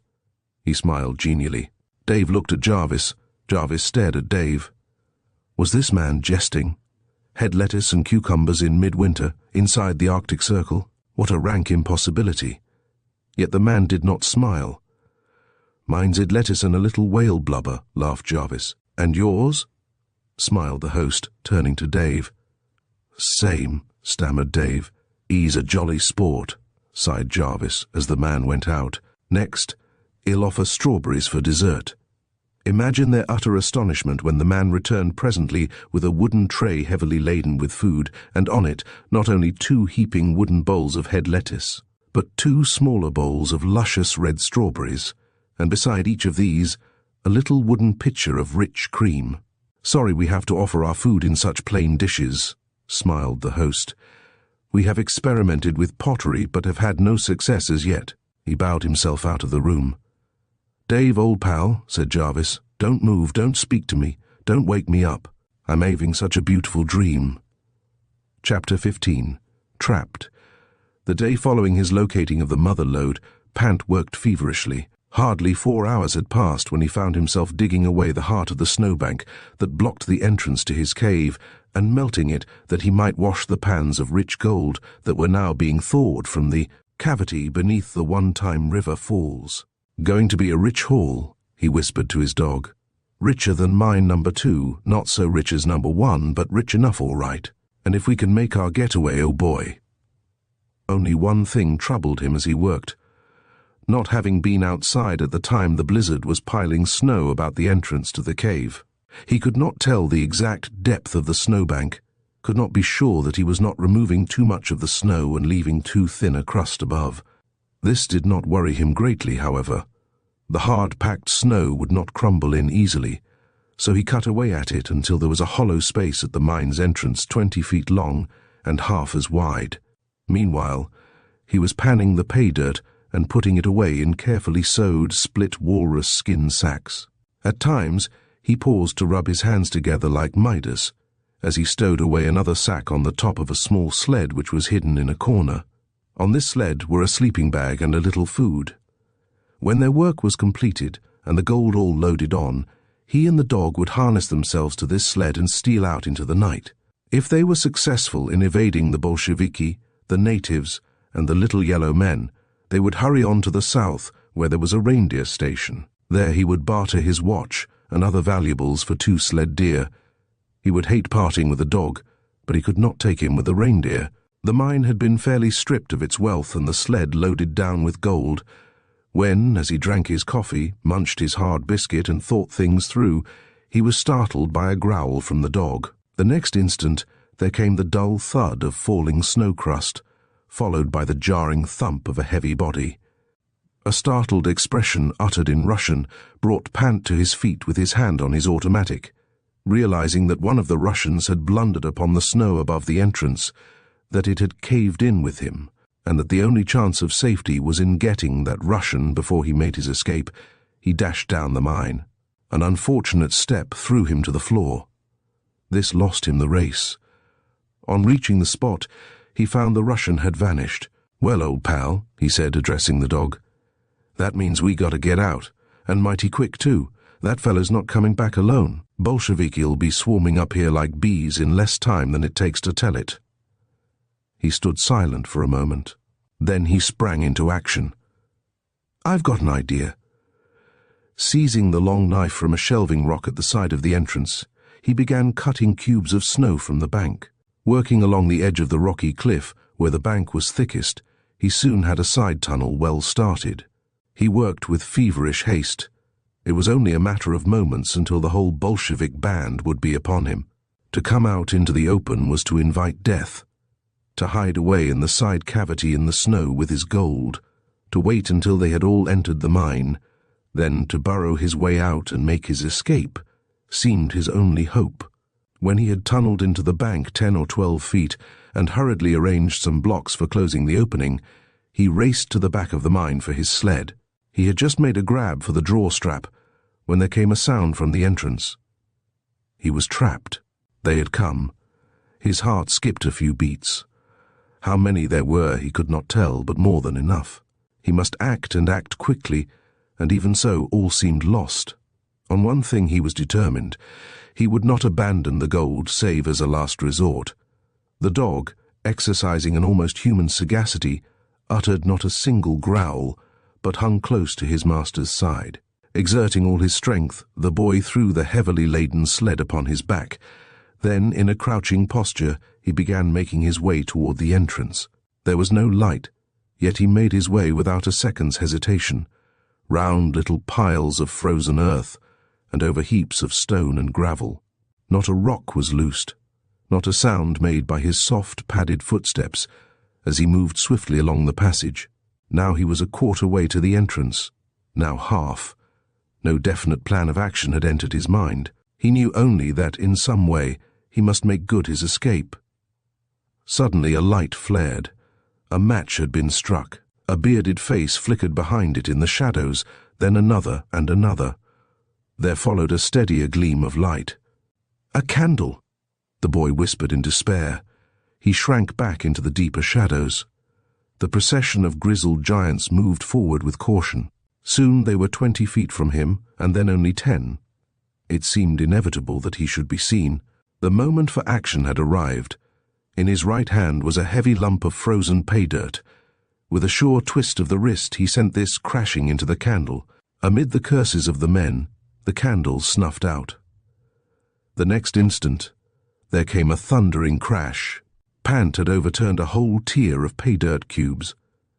In the midst of the confusion that followed, he made his escape.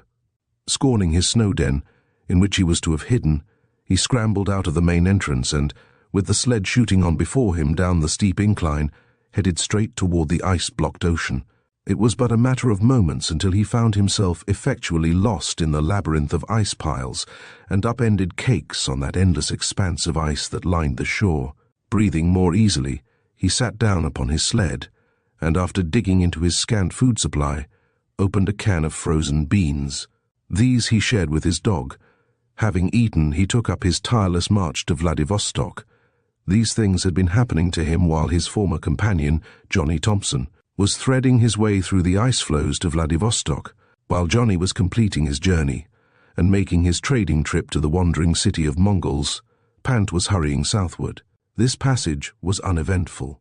It so happened the very day on which Johnny Thompson was about to re-enter this Russian city of many dangers and mysteries after his visit to the Mongols, Pant, coming from an opposite direction, was also entering.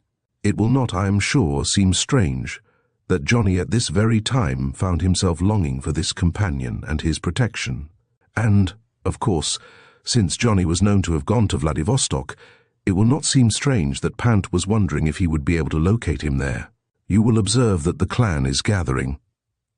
The little band, for a time so widely and strangely separated, are moving toward a common center, Vladivostok.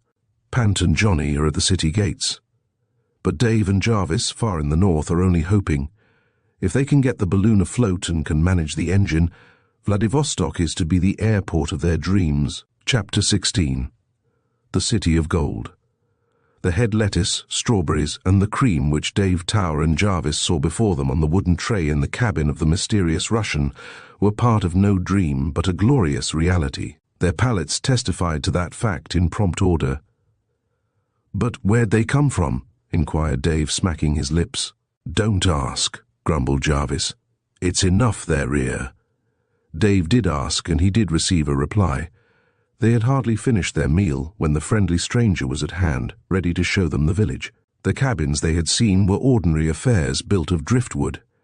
But as they rounded a corner of rock, they were confronted by a very different scene. Beyond them stretched the broad, low roof of what appeared to be a vast greenhouse. And indeed that was exactly what it was. That another such greenhouse did not exist anywhere in the world, they were soon to learn. "The Golden City," murmured Jarvis. "But the glass," exclaimed Dave. "Where did you get it?" "Not a square inch of glass in it," smiled their host. "Come inside." Soon they breathed the peculiar tropical dampness that fills every greenhouse. All about them were green things growing. To the right of them, prodigious potato plants thrived in beds of rich earth. To the left were beds of radishes, head lettuce, and onions. Over their heads, suspended in cleverly woven baskets of leather, huge cucumbers swung aloft, their vines casting a greenish light over all. Far down the narrow aisle, numerous varieties of plants and small fruits were growing. Close beside them ran a wall of stone, which, strangely enough, gave off a mellow heat.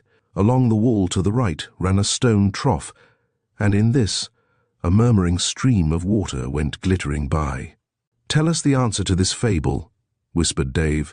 "We are all ears, O wise one." "There's not much story to tell," said the host. A political exile in northern Russia, having been farmed out as a slave to a trader, was carried with his master, against their wishes, on the angry waters of the great Lena River to the shores of the Arctic Sea. They struggled along the seashore until they came to this place, and here for a time they tarried. The exile was learned in many sciences. He perceived at once the vast possibilities of this place as a hostage for escaped exiles. A warm spring, flowing winter and summer, sprang from the rocky hillside. A 10-foot vein of coal cropped out from that same hill. Limestone rock promised material for plaster. An extraordinary deposit of rock rich in mica promised windows. "Put your hand on the window beside you." "Mica," murmured Dave as he took his hand away. "Mica," repeated his host. "All our windows are double and made of mica." Well, after facing many dangers, this exile and his master made their way back to the land in which the Tsar and his nobles have condemned many honest and good people to live as slaves because of their beliefs. He went back to dream and to tell of his dreams to his friends. At first these doubted, but one by one they too began to dream. From that they took to planning and preparing. All manner of seeds were gathered and hoarded. Clothing and food were saved. One night, 28 of them disappeared. They have never returned. They are here. This is the work of their hands. We live, as you see, with all the material needs supplied. We have a reindeer herd which supplies us clothing, milk, and meat. This greenhouse gives us the rest. "You are communists?" said Dave. "We were communists in theory back in old Russia. Here we are communists in practice." "Why do you not go back to old Russia now?" "What? Leave this for exile?" The man's face showed his astonishment. It was Dave's turn to be surprised. Could it be that this man and his companions did not know that, for more than 2 years, the communists had been in power over the greater part of old Russia? "Don't you know," he said slowly, "that the Tsar is dead, that his government has been overthrown, that the communists hold sway in your land and all exiles have been called home?" "What?" The man sank weakly to a seat, covering his face with his hands. "Why?" exclaimed Dave in astonishment. "Why don't you leap and shout for joy? Your communist theory has been put into practice. And Russia? She must be in ruins." He groaned miserably. "Not quite that bad," smiled Dave, "though God knows it has been bad enough." "Communism!" exclaimed the man, springing up. "Communism will never do. It drives men to dry rot. Here we have had communism at its very best, a group of friends, each doing the best for the whole group at all times. But we have not been happy. We have been of all men the most miserable. Each one of us would give a year of this for 1 week spent in honest competition for a livelihood with other men. Competition. Competition. I cannot tell how it is, but I know it to be a truth now. Honest competition is not only the life of trade, it is the life of man, and without it man will die of inactivity which comes when interest dies. But my country, my poor Russia, my brave Russia, she will yet see her error and build up a government like your own, a free government of the people, a government not without its faults, but ever striving toward perfection. She must do it. He sank back exhausted by this impassioned utterance. For some time he did not move nor speak. At last he roused himself. "And now, my friend," he said, "you and your great balloon will take us somewhere, I am sure." "If we can get our engines started," said Dave, "we will help you." At that moment Jarvis, who had wandered down the aisle, came storming back. "Who's the two? Ethan that just went out the door?" he demanded. "Just some natives that came here and wished to stay," smiled the Russian. "When they came, they had been pretty badly torn up by a polar bear. We nursed them back to life, and they have been so grateful for it that they have never left." "Good reason," stormed Jarvis. "Gold, gold, the city of gold." "We have a little gold here," smiled the Russian, "but precious little good it's ever been to us. Now mind ye, I'm a-tellin' why," stormed Jarvis, striking his fists together. "Them's no natural Ethan. Them's 2 spies from far down the coast. A polar bear, me eye. An ice anchor it was that cut Alpha ear off'n the little one. Them's the lads that Dave and me had the tussle with on the submarine morn a year ago. I tell you, they're no natural Ethan, and I hates to think what'll happen to 'em if I meets up with 'em again." Dave sprang to the door through which the men had just passed. They were not to be seen. The incident was disturbing. There could be little doubt but that Jarvis had identified the men as the same pair that had locked them in a prison made of walrus tusks the year before, and had fought with them later on the submarine. Now, if they had recognized Jarvis, what might they not do? He continued to think of this while the Russian showed them through the most wonderful greenhouse in all the world. "You see," said their host, "we built this against the side of the cliff, at the point where the soft coal mine cropped out. We cut away enough of the coal to make room for a great stone furnace. From this furnace we ran heat tunnels of stone through the entire greenhouse. The work is all very simple. Coal is mined and loaded on trucks of wood, run on wooden tracks. From there it is shoveled into the furnace. We ran stone troughs through the greenhouse, connecting them to the warm spring. This furnishes water for use in our homes and for irrigating the rich soil we have brought from the tundra. At the same time, it keeps the air here sufficiently moist." "What a Garden of Eden!" exclaimed Dave. "And you would leave all its safety and comfort to take a chance in the great disturbed world? Why will you be so foolish?" The man turned a look of compassion upon him. "You will never know why, because you have never known what it is to live without the push and pull of many human beings striving for mastery all about you. In a well-populated land, this would all be very wonderful. Here it is nothing. Nothing." As he spoke, the man bent over and opened a small box made of heavy driftwood. Having peered into its depth for a second, he uttered a sharp cry. "The gold! It is gone!" "Was there much?" asked Dave. "Around 100 weight. Who could have taken it? Yesterday we would have given it away for a song. Today, with hopes of deliverance at hand, it is indispensable. Who could the robbers be?" "The Ethan, the unnatural, bloody, bloomin' Ethan," exclaimed Jarvis. "Find them, and you find the gold." The unnatural Ethan were not to be found.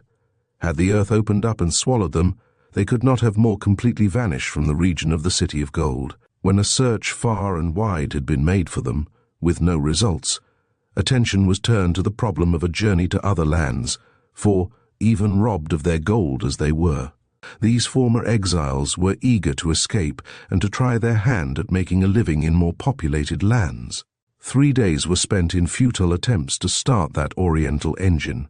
When this was given up, it was decided that they should inflate the balloon, await a favorable wind, and try their fortunes at drifting back to the land whence they came. Not one of them but knew the perils of such an undertaking. Should the wind shift, they might be carried out over the sea. On the other hand, They might be forced to make a landing in the heart of the vast barren lands, and in that case, they must surely starve. The balloon cabin would carry them all, but there would be little room left for provisions. Not one of them hesitated. Boldest of them all was the beautiful girl who stuck close to Dave's side, watching his every move with big admiring eyes and, at spare times, learning to speak bits of his language. The balloon was at last inflated, provisions were loaded, the wind was beginning to shift. They would be off in a few hours. All were expectant. A tense nervousness gripped them, a sensation composed half of hope and half of despair. They were eating the evening meal in the common mess hall by the cliff, when a sound utterly strange to the Russians' ears smote the silent air. It was a thundering pop-pop-pop. Dave turned white. Jarvis sprang to his feet with a wild howl on his lips. The Ethan, the bloody bloomin' Ethan, it's the engine. He was right. It was the engine. It was thundering out its wild song of power and speed, and its voice was growing more distant. As they crowded from the mess cabin, they saw the balloon hanging in mid-air. Watching, they saw it move slowly southward. On the bridge by the cabin stood two small figures. "The Ethan, the bloody bloomin' Ethan," cried Jarvis. "We might have known," groaned Dave. "They're Oriental, and so is the engine." Chapter 17. Kidnapped.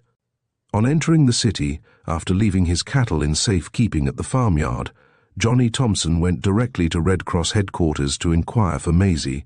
"Maisie!" exclaimed the matron in amazement. "We thought she went with you. We have not seen her since you left." Johnny sank weakly into a chair. His head whirled. Maisie gone for 5 days. What must be her fate? In this city of opposing factions, with its dens of radicals, thieves and murderers, and, above all, the gang of yellow men from the north, what chance could there be of ever seeing her? Yet he would. At least he would give his life in a search for her. Hurriedly sketching to the nurse his plans for the refuge for homeless ones, and informing her of the whereabouts of the cattle and the remaining gold, he dashed from the room.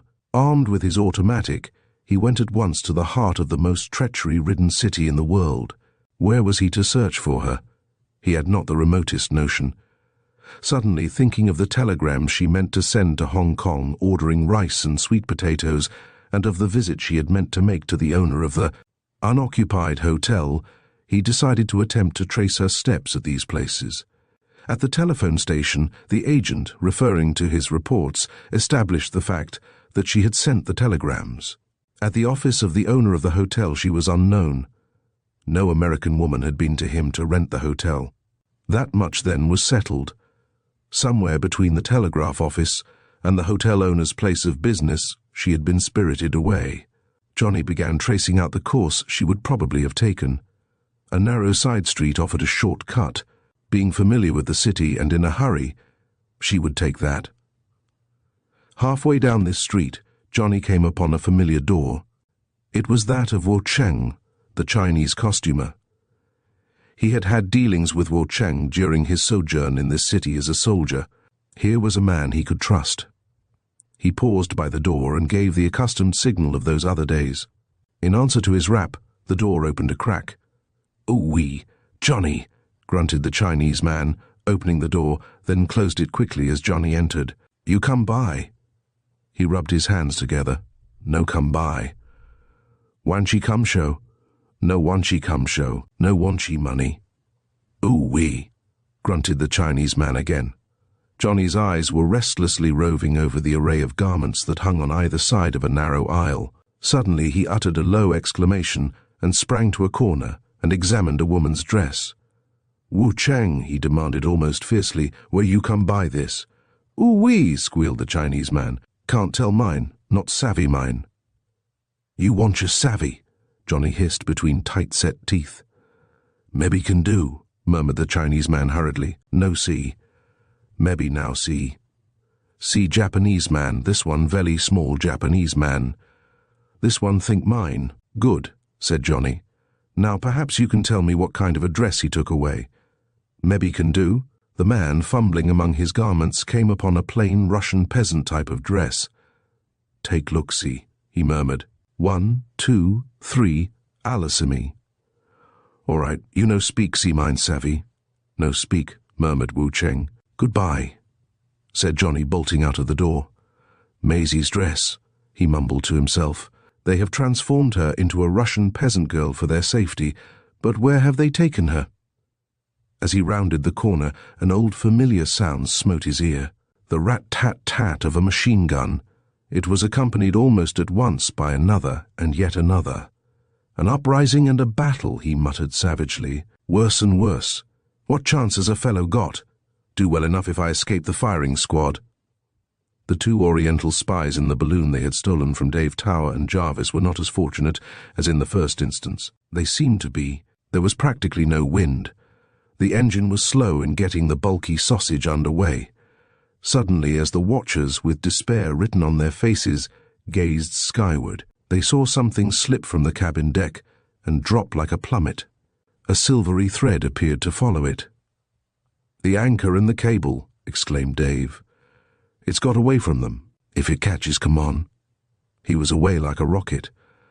Uneven surface, slippery hills of snow meant nothing to him. He was racing for freedom from threatening years of exile.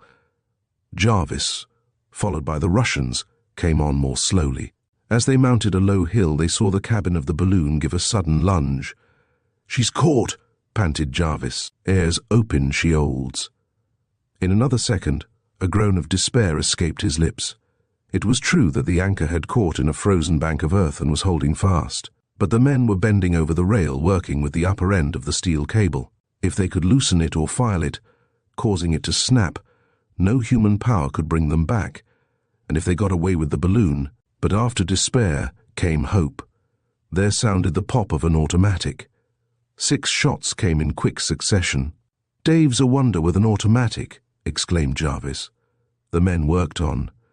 Would they accomplish their task? Every person in the little group of watchers held his breath. Crack, crack, crack. The automatic spoke again. Doubtless Dave had moved to a position more directly under the cabin. "He's got 'em. He's got 'em," exulted Jarvis, throwing his cap in air. One of the Orientals was seen to waver, then to fall backward. The other instantly dropped from sight. "The windlass," commanded Jarvis. "Some of you bring it up. We'll pull 'em down all right, all right. We'll get the bloody bloomin' Ethan yet." A wooden windlass, made for bringing the balloon to earth in case of storm, was brought forward, while Dave and Jarvis watched for any indication of further activity on the part of the robbers. Once the windlass was fastened to the bank by means of ice anchors, the task of bringing down the balloon was a matter of moments. 2 cowering wretches were found in one corner of the cabin. "I'm for having an end to 'em at once and immediately," stormed Jarvis. "No, no," smiled Dave. "They're just the boys we want. They're going to tell us why the engine won't go for us. And if they do? If they do, we'll leave them the greenhouse, coal mine, heating plant, and all in exchange for that bit of information." Jarvis seemed quite content with any arrangement which promised to put a few thousand miles between him and the bloody bloomin' Ethan. After the wound of the one who had been winged by Dave's automatic had been dressed, Dave locked himself in the cabin with the yellow men. It took him 3 hours to secure the desired information, but in the end it came. The wounded Oriental showed him a secret eccentric bearing through which the crankshaft operated. When this bearing was properly adjusted, the engine worked perfectly. When it was out of adjustment, it would not work at all. When Dave had operated the engine for an hour, he sent the prisoners back to the greenhouse, where they were released. The gold they had stolen was found hidden away in a locker of the balloon cabin. In another hour, the balloon, with all on board, gently urged on by the wind, ably assisted by the now perfect engine, was making good time toward Vladivostok.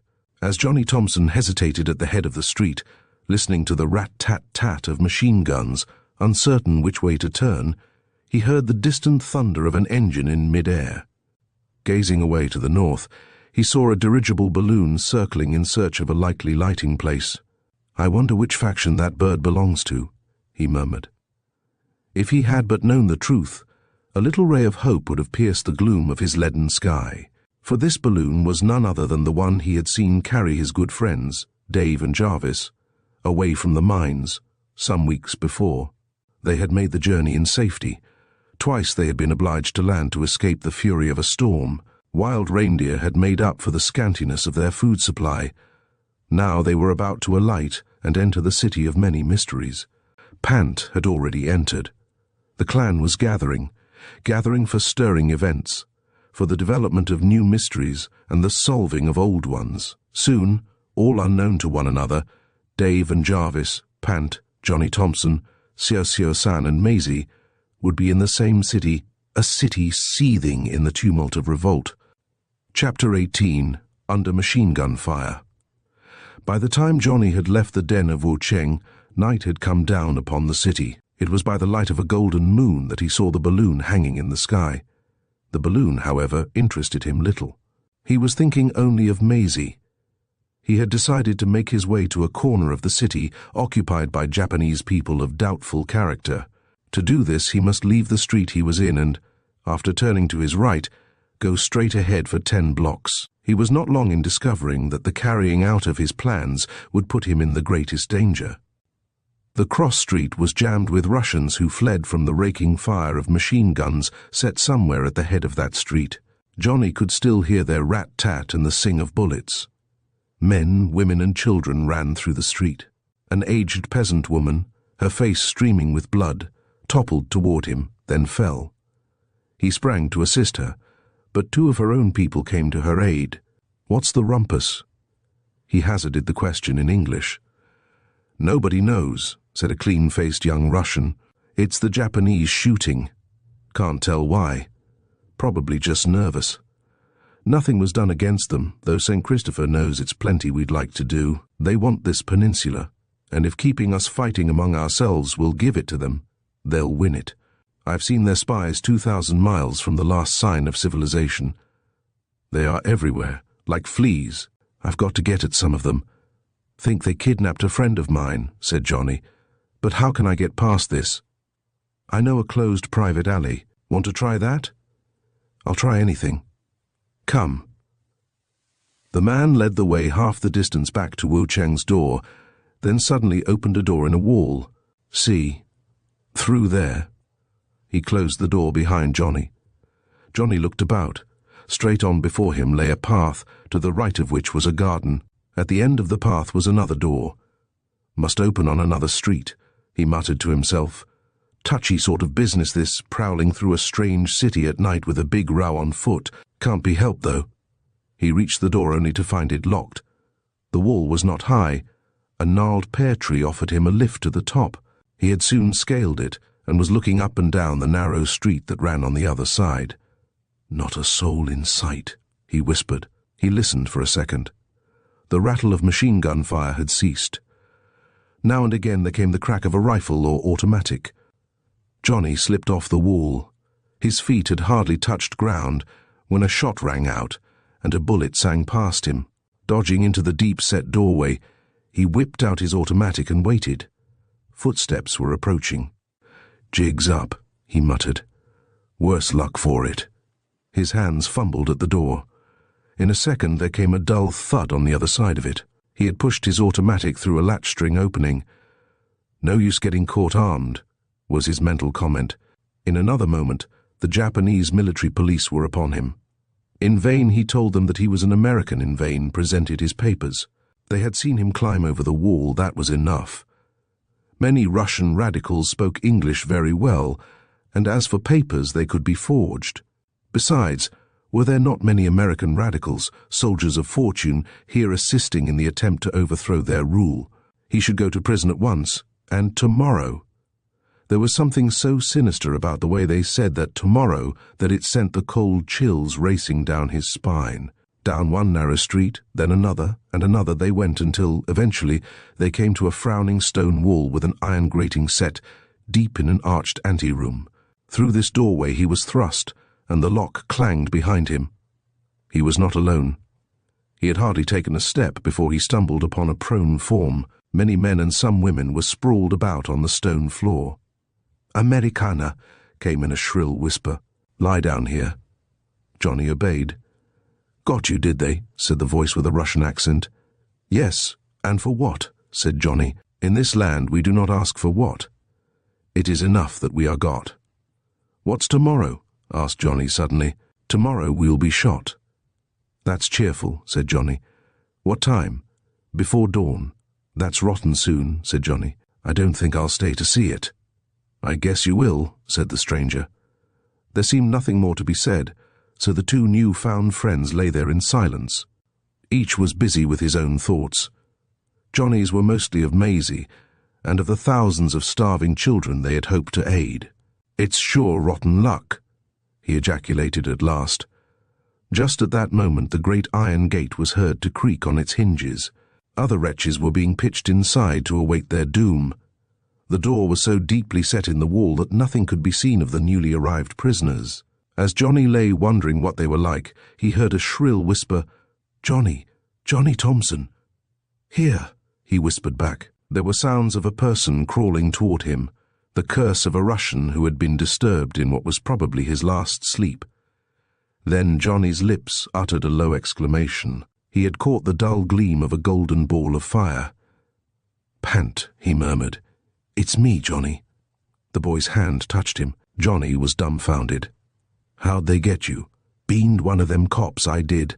Saw 'em glom onto you. Wanted to horn in with you." "Guess you horned in once too often," said Johnny huskily. "This is a death watch we're keeping, and it's for ourselves. We better blow the coop then. If we can." "We can." Pant's tone was decided and convincing.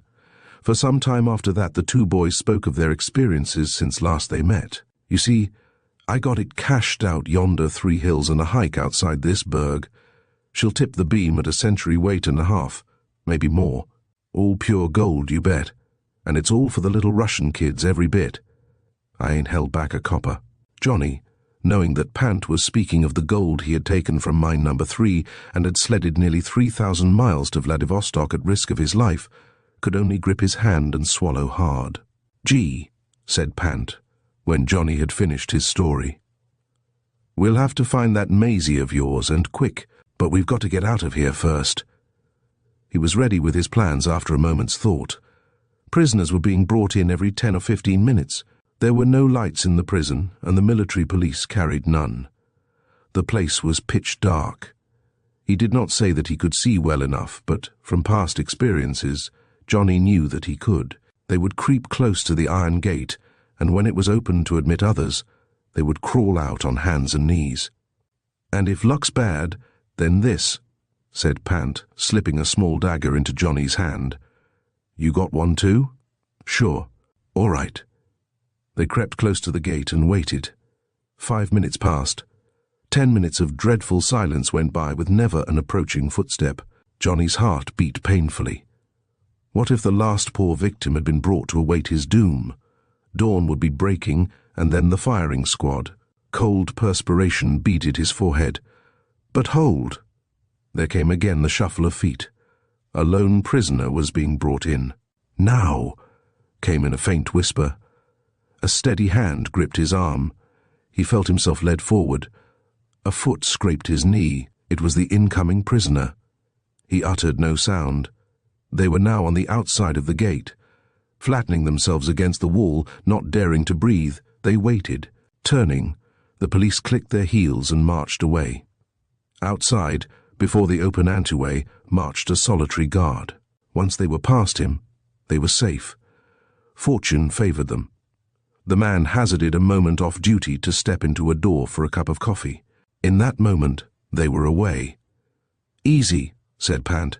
"Should have brought your friend, the Russian." "He wouldn't come," said Johnny sorrowfully. "Said it wasn't any use.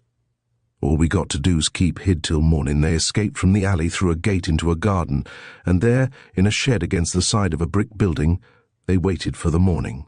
As they lay there half awake, there came to Johnny's ears the words of a ridiculous popular song of other days. "Oh, Johnny, oh, Johnny, how you come on, oh, Johnny. Oh, Johnny, how you come on." "Sounds like Maisie," whispered Johnny, starting to his feet. "It is Maisie. They've got her hid up there." Pant pulled him back to earth. "If it's Maisie, they've got men watching. No good to spill the beans. Tomorrow night we'll make up a bunch and get 'em." Realizing the wisdom of these words, Johnny quieted his mad desire to rush the place at once, and sat down. Just as the first red streaks striped the sky, there came a loud volley of shots. Johnny plugged his ears and shivered. Perhaps they were executing the prisoners. Who could tell? Chapter 19. Johnny goes into action. The first precaution taken by Johnny and Pant after leaving the shed in the back garden was to hasten to the waterfront where their friends, the Rough and Ready mining gang, were still living in a cabin near the gasoline schooner. Selecting 8 of these, Johnny detailed them to work in 2 shifts of 4 each, to lurk about the building where Maisie was being confined. They were instructed to guard every exit to the place, and, if an attempt was made by the kidnappers to change base, to put up a fight and, if possible, release Maisie.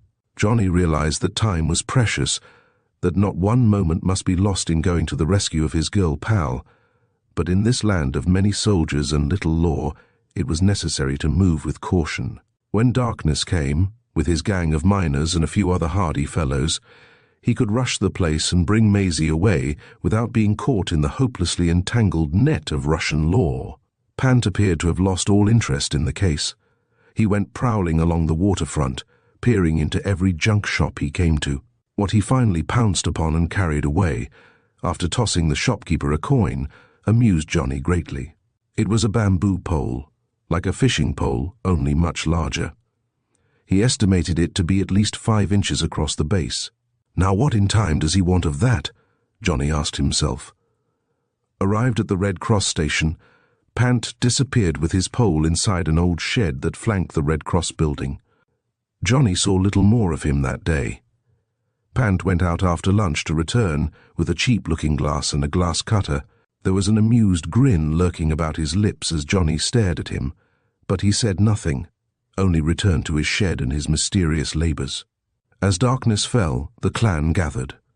The miners in full force and variously armed with rifles, automatics, knives and pickaxes came in from the waterfront. Pant came out from his hiding. He carried on his back a bulky sack which did not appear to weigh him down greatly. It gave forth a hollow rattle as he walked. "Sounds like skulls," said one miner with a superstitious shudder. The little band received a welcome shock as they rounded the corner of the street by the cathedral. They chanced to be beneath a flickering street lamp when someone shouted, "Hello there, here's the gang." It was Jarvis and Dave Tower, having alighted from the balloon and procured for their exiled friends comfortable quarters in a place of refuge. They had gone out in search of Johnny Thompson, and here they had found him. "What's up?" demanded Dave. Johnny told him the situation in as few words as possible, ending, "You want in on it?" "You're jolly right," exclaimed Jarvis, "and here's 8 to the bloomin' Ethan." So, strengthened by 2 good men, the party moved cautiously forward until they were only 1 block from their destination. "Split up into 2 sections," commanded Johnny in a whisper. "One party under Dave go up street beyond the place, the other under Jarvis stay down street. Pant and I will drop back into the garden and try to establish connection with the prisoner. We'll get the general lay of things and report. If a shot is fired, that will be a signal to rush the place." They were away. Creeping stealthily forward, they entered the gate to the garden. Then, skulking along the wall, they made their way toward the shed where they had spent part of the previous night. Twice the hollow things in Pant's sack rattled ominously. "Keep that thing quiet, can't you?" snapped Johnny. "What you got it for, anyway?" "Show you in a minute," whispered Pant. So they crept on toward the goal. No lights shone from these back windows. The place was dark as a tomb. Somewhere in the distance, a clock slowly chimed the hour. A shiver ran over Johnny's body. Things would happen soon. "All I ask is 5 minutes. 5 minutes, that's all," whispered Pant, as he lowered his sack cautiously to the ground and unlaced its top. Dimly through the darkness, Johnny could see him draw several long objects from the bag. When the bag was empty, he began setting these objects end to end. Evidently they were fitted with sockets, for once they were joined together, they stuck in place. He soon had them all together. Johnny surmised that this was the reconstructed bamboo pole with all obstructing joints taken out, but what Pant meant to do with it, he could not even guess. He watched with impatient curiosity. "A speaking tube," he whispered at last. "It's a good idea." "Maybe, but that ain't it," breathed Pant. Well, whatever it is, be quick about it. Somebody out front may spill the beans any time. If the military police rush the boys, the game's up. Pant paid no attention. His movements were as steady and cautious as a cat stalking a robin. Now I guess we're about ready, he murmured. Be prepared for a dash. There's stairs to the right. I may start something. His words were short and quick. Evidently his heart was giving him trouble. All right. Johnny stood on tiptoes in his agitation. Suddenly Pant reared his tube in air. Then, to Johnny's utter astonishment, he dropped on one knee and peered into an opening at one side of it. A periscope, whispered Johnny. But what can you see in the dark? For a moment Pant did not answer. His breath came in little gasps. She's there, he whispered. She's tied. There's terror in her eyes. There's something crawling on the floor. Can't make it out. We got to get up there quick. All at once a shot rang out. It came from the window. The tinkle of broken glass sliding down the bamboo tube told that the periscope was a wreck. Periscope's done for, they saw, whispered Pant. Now for it. Up the stairs. They gave our signal. Boys will rush the place from the front. Come on. They were off like a flash. Up the stairs they bounded. A door obstructed their way. Johnny's shoulder did for that. Crashing into the room, they found a candle flaring. 2 persons were struggling to free themselves from imitation dragon costumes. It had been these who frightened Maisie. "Snapdragon!" exclaimed Johnny, seizing one of the beasts by the tail and sending him crashing through the panels of a door. "Snapdragon!" He sent the other through the window to the ground below. "I'll teach you." He glared about him for an instant. Then his eyes fell on Maisie. Without attempting to free her, he gathered her into his arms and fairly hurled her through the door where he and Pant had entered. Then he took his stand in front of it. He was not a moment too soon, for now the place was swarming with little yellow men. In the light of the candle, their faces seemed hideously distorted with hate. At once Johnny went into action. His right took a man under the chin. No sound came from him save a dull thud. A second went gibbering over the windowsill. A third crashed against the plaster wall. Pant, too, was busy. Everywhere at once, his wicked little dagger gleamed. But suddenly, 2 of the strongest sprang at him, bearing him to the floor. Leaping at these, Johnny gripped them by their collars and sent them crashing together. His breath was coming in hoarse gasps. He could stand little more of this. Where were the boys? As if in answer, there came the crash of arms on a door, and Jarvis burst into the room. He was followed by the whole gang. "Owie, owie," squealed the yellow men. "The white devils!" In another moment the room was cleared of fighters. Only 3 of the enemy remained. They were well past moving. "Pitch 'em after 'em," roared Johnny. "Tell the cowards to carry away their wounded." The wounded men were sent sliding down the stairs. "Now then, get out. Scatter. I never saw any of you before. See."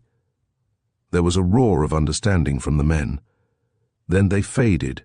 Leaping to the back stairway, Johnny picked Maisie up in his arms and carried her down to the garden. Here he cut the bands that held her hands and feet. "Can you walk?" "Yes." "Come on then. Gotta beat it." They were away like a shot. A half-hour later they were joking over a cup of chocolate and a plate of sweet biscuits in the Red Cross canteen. Maisie was still dressed as a Russian peasant girl. "I say, Maisie," exclaimed Johnny, "you make a jolly fine-looking peasant." "Thanks," said Maisie, "but if that's the way they treat peasant girls, I prefer to be an American." "What did they do to you?" "Nothing.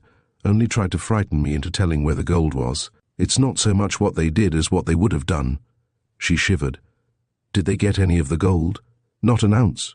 It's all stowed away here at the Red Cross." "Good. Then we'll have our haven of refuge yet. If we live, and we will." They lapsed into a long silence, each thinking many thoughts. Chapter 20. Some Mysteries Uncovered. The days that followed were busy ones for Johnny Thompson and Maisie. The tumult in the city had died away. There was a chance for work. Feed must be bought for the cattle from Mongolia. The hotel was to be rented. Through the good services of the Red Cross, the most needy of the refugees were to be assembled, and when the ship from China arrived, the work of unloading was to be directed. Several busy days had passed before Johnny had time to think of looking up his gang. At this moment he was seated at the head of a seemingly endless table, on each side of which was an array of pinch-faced but happy children. When he started out to find the men, the first one he came upon was Dave Tower. Dave began telling him of the strange case of the professor who had been with the Orientals at the mines and had drifted north with them in the balloon. His mind seems all right now, and he is well as any man could be, but he either cannot or will not tell us a thing of his life with the Orientals up there at the mines, said Dave. There are some things we would all like to know. Strange case, I'd call it. Yes, but there have been stranger. Say! Johnny slapped him on the shoulder. You bring him around to headquarters tonight. I've got an idea. Righto. We'll be there. So long till then. When Dave arrived with the professor, he found that the stage had been set for a moving picture show. He was glad of that. It had been months since he had seen one. He was hardly prepared, however, for the type of show it was to be. The room was darkened. Beside him sat the professor. There came the peculiar snap of the carbons as the power came on. The next instant a dazzling light fell upon the screen, and out into that light there moved a half-score of little yellow men. Some were working industriously at a machine which cut cubes of earth from the bank before them. Others were carrying the cubes away and piling them. Professor Todd moved uneasily. He put his hands to his eyes as if to shut out the scene. Then unexpectedly he cried out as if in pain, "My head! My head! He struck me!" "Who struck you?" Dave looked about. There was no one near them. "The yellow man, he struck me," cried the professor. Then he covered his face with his hands, and his body swayed back and forth with suppressed emotion. Johnny moved silently toward them. It's coming back to him. When he regains control of himself, he will know everything. It was the flash of light and the familiar scene that did it. Of course, you know that is the film he sent out to us when he was a prisoner in the mine. What Johnny said was quite true. When the man was again in the cool out of doors, he was able to give a full account of his life with the Orientals. They had made him prisoner because they feared to have him at large. Other white men might appear, as indeed they had, and he might reveal their plans. He had known in a vague sort of way that some mysterious death trap had been set in mine number 1, and when, through a crack in the wall to his prison, he saw the white men arrive, he determined to attempt to warn them.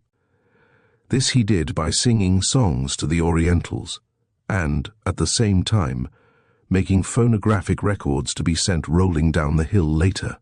But you don't actually know how Frank Langlois was killed? There was disappointment in Dave's tone.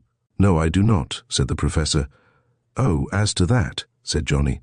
Didn't Pant tell you? Pant? I haven't seen Pant since the fight to save Maisie. Isn't he with the bunch? No, nor hasn't been. Jarvis says his goggles were smashed in the fight. Says he saw him without them. No one's seen him since. You don't think they got him? Not Pant. He can't be got, not by a mere band of Orientals. But what's this he told you about Langlois? Oh, he stayed up there, you know. He went into mine number 1 and prowled round a bit. Found where the yellow bunch had run a high-tension insulated wire through a crevice in the rock to the head of that pool into which Langlois drove his pick. They ran a second wire to the base of the pool and connected the two to a heavy battery circuit.